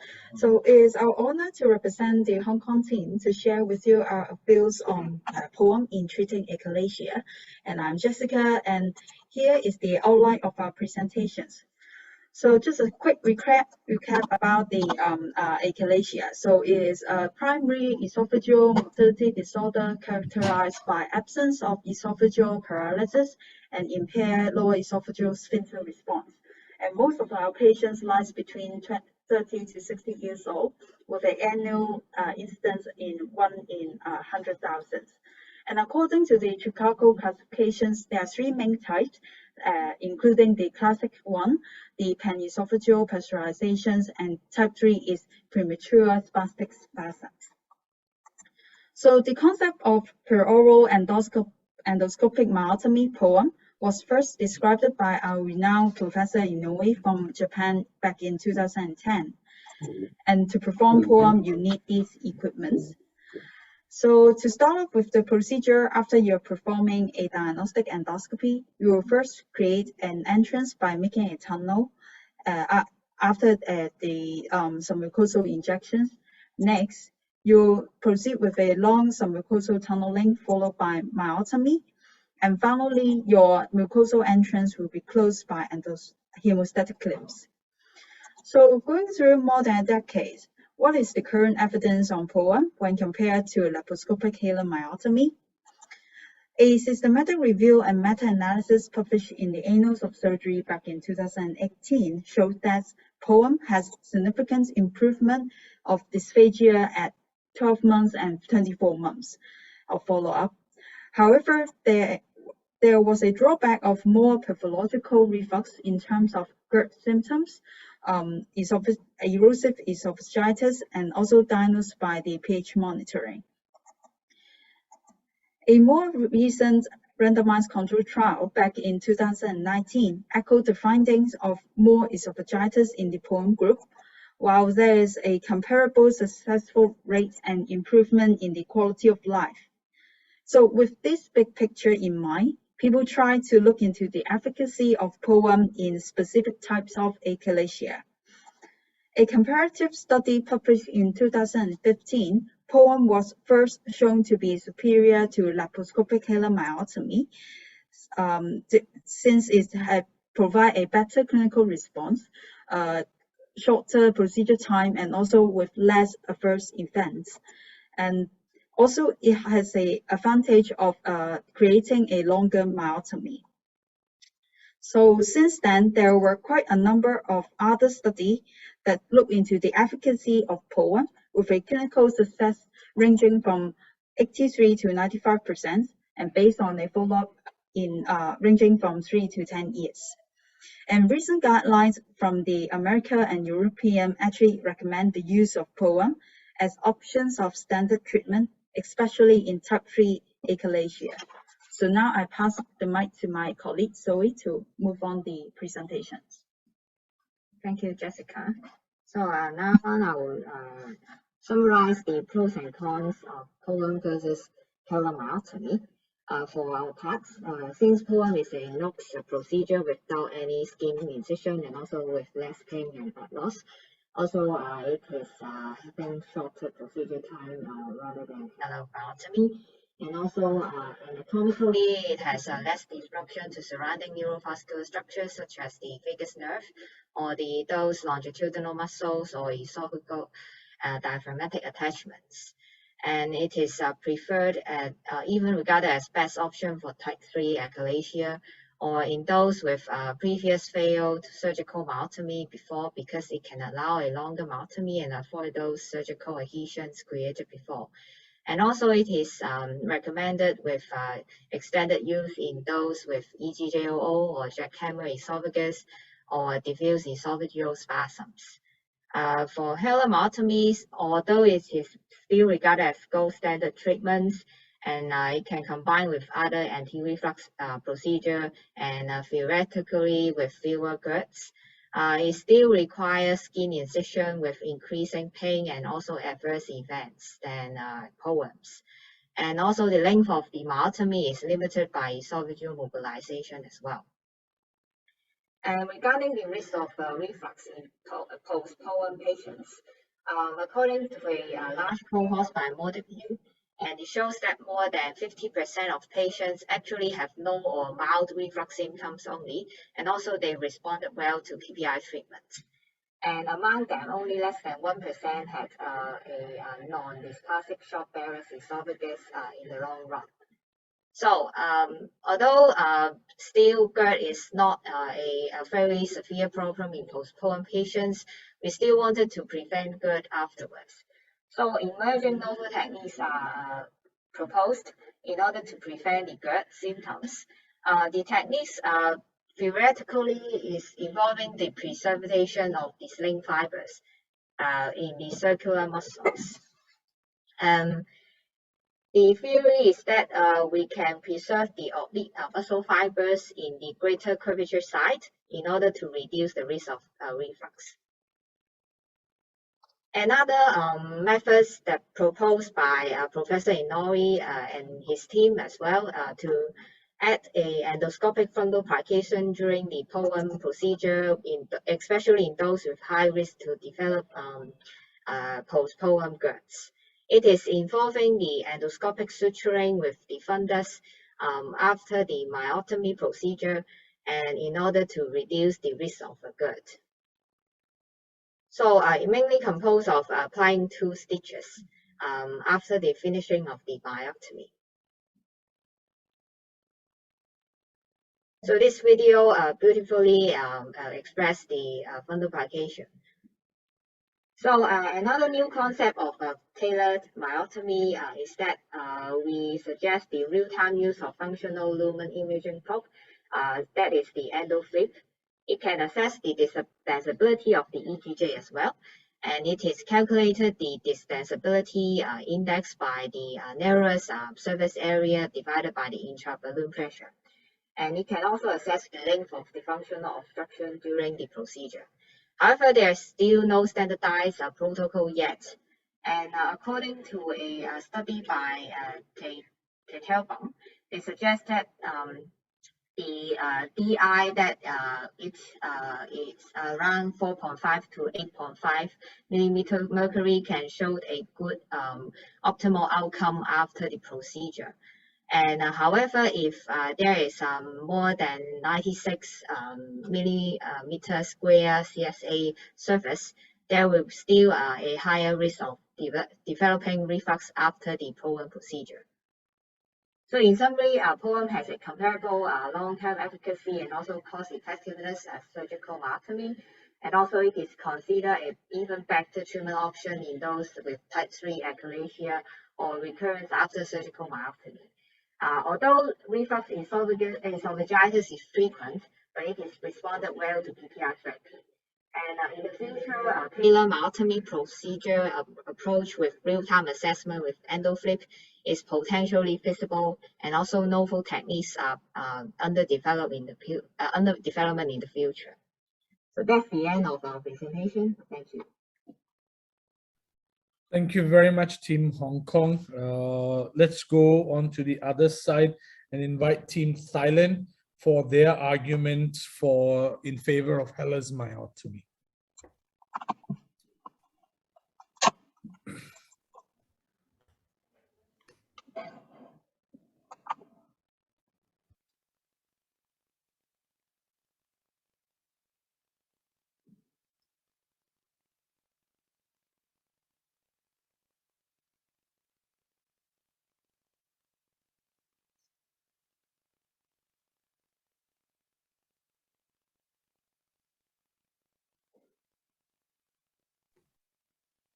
You may begin whenever you're ready.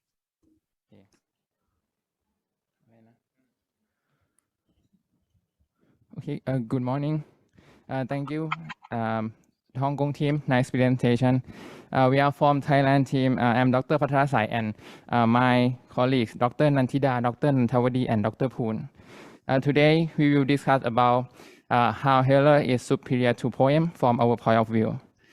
You can scan the QR code for the reference. So about the Heller myotomy, this was first described by German surgeon Ernest Heller in 1914. This procedure was reported high success rate, low reintervention, and low serious complications.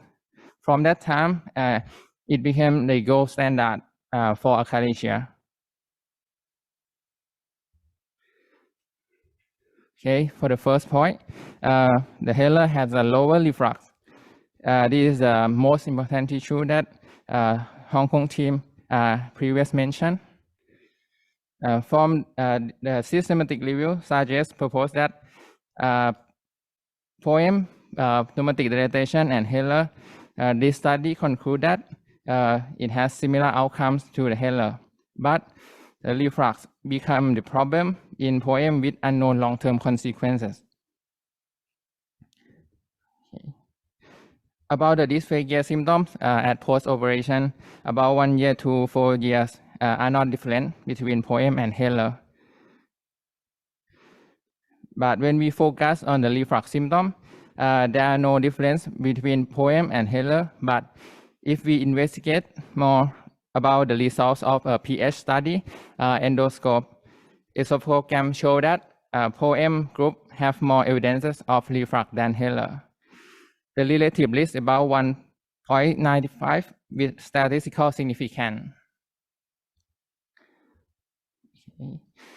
And about the long-term complication of reflux esophagitis, it has a chassis links, stricture, Barrett esophagus, esophageal adenocarcinoma. This would be the issues that the patient should be advised beforehand about. They might require lifelong proton pump inhibitor for symptomatic reflux or erosive esophagitis. And the other issue with maybe the routine endoscopy. to screen for erosive disease or Barrett esophagus. At some point, some expert mentioned about that. Okay, for the next, Taylor will give you more information. Okay. This study from Osaka, Japan performed preoperative EGD, upper GI study, CT scan, and manometry in every achalasia cases. There are no preoperative diagnosis about the hiatal hernia, but you can find intraoperatively about 20% of the cases, and 50% of hiatal hernia needed to be repaired. So this hidden hiatal hernia can be diagnosed only from operation. That poem cannot provide this information and cannot correct the hiatal hernia.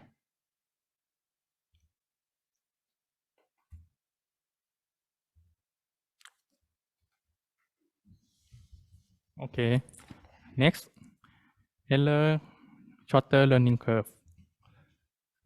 This study from Tokyo, Japan showed that the learning curve of surgeons for laparoscopic Heller myotomy and door fundoplication in 16 cases. You can perform faster, less blood loss, and no complication after you perform 16 cases. And on the other hand, this study proposed by Professor Inoue, Master of Poem, that endoscopists need at least 20 to 40 cases to learn poem. The endoscopist experience affect learning curve too. This latest study again from Professor Inoue team showed that if you are ESD expert, you need 21 to 40 cases at the previous study. But if you are non-expert endoscopist, you need 41 to 60 cases to learn poem, and you may be adverse event 5 to 9.2%. Heller can save your costs.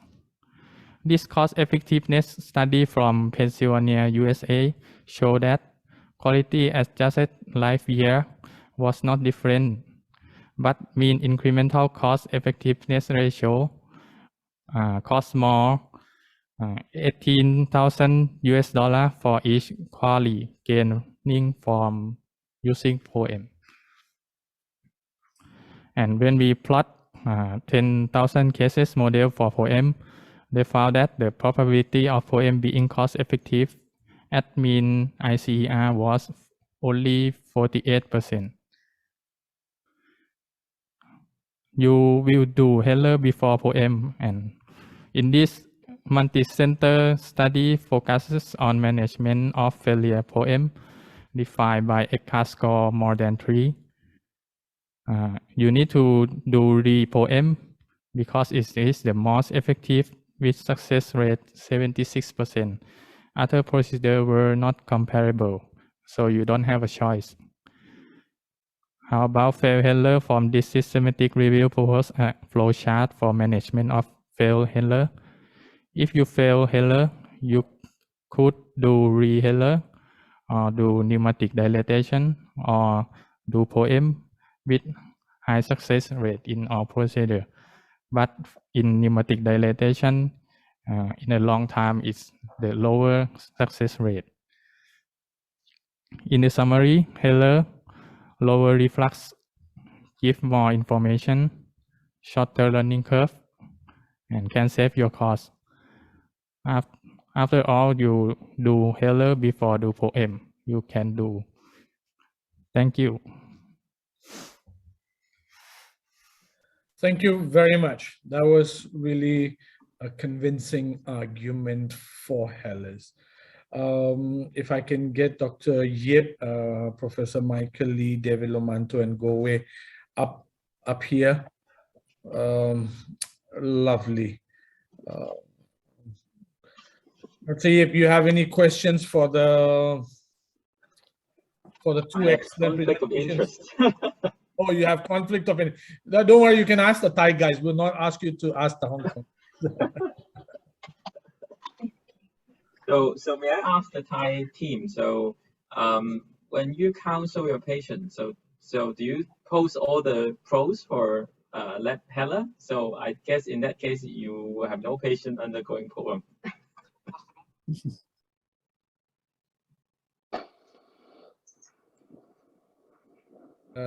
Thailand, that's the question for you, Thailand team.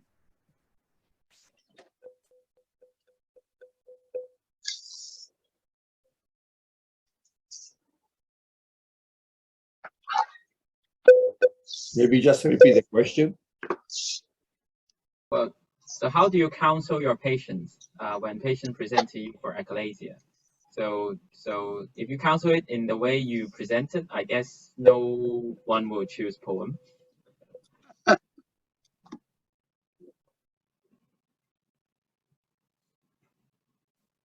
Okay, thank you for the question. As we mentioned before, we think we have to discuss with the patient about the option of the achalasia treatment. And from the previous research, we found that, okay, is efficacy for the long term of bowel healer or POEM is a non-inferiority. So we give an option for the patient, but we give more information about that. The most concern about the complication of the POEM is reflux disease. So that you need to for the proton pump inhibitor, and or maybe you have to do the endoscopy. And if so that's why you counsel the patient about the complication of the POEM. So and thank you. That's the point. Thank you very much, Professor Michael Liu. Do you have any questions for the both groups? I have a question for the Thais. You mentioned that you look at people doing POEM requiring 40 to 60 cases to be proficient.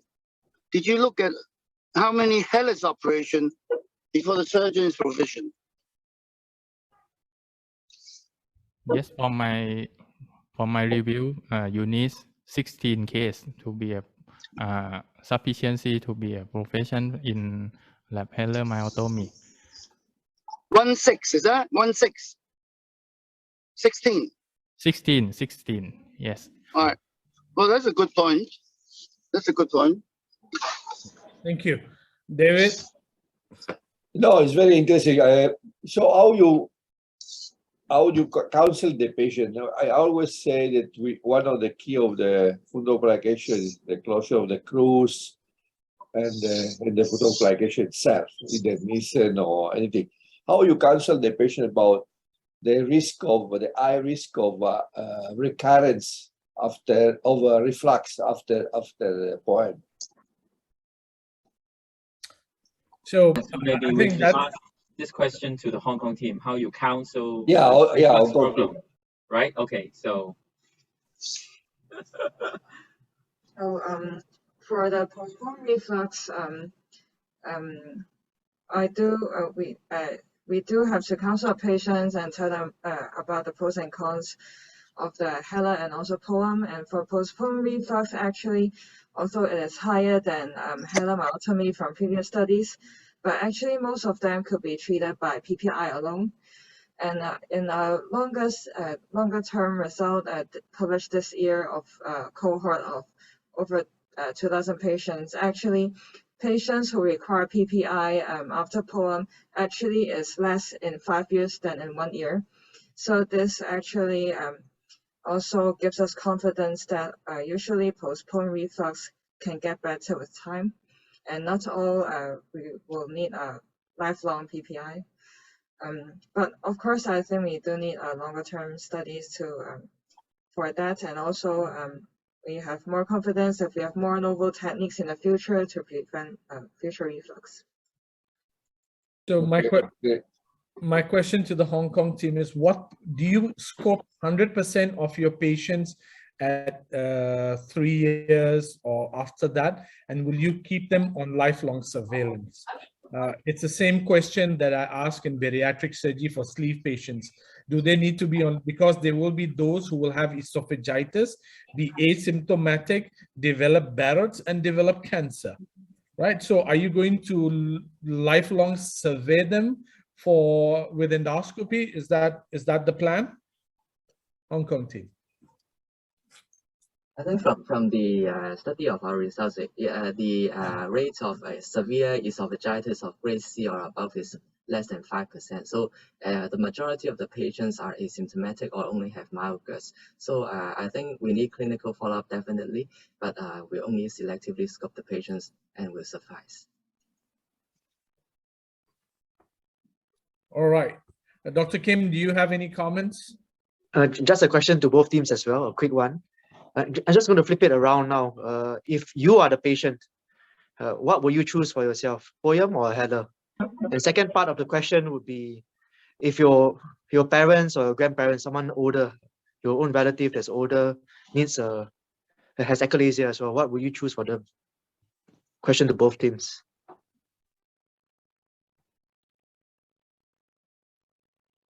Maybe Hong Kong team first. Okay.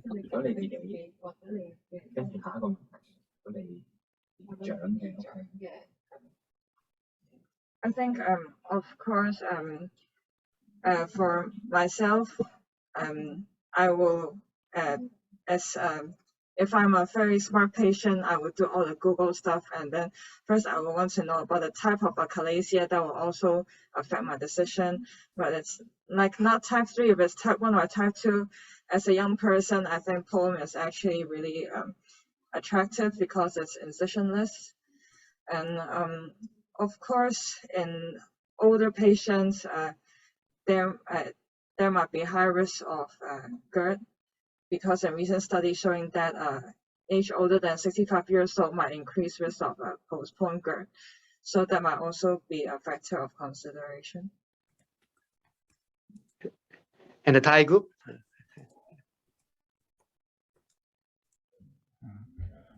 For me, if I know I have achalasia, if I am type 3, I prefer POEM. But if type 1 or 2, I prefer lap Heller. And because I am not obesity, and I think I didn't have a hiatal hernia too. Thank you. Great, thank you. Well, thank you very much. I think in the interest of time, we will close this session.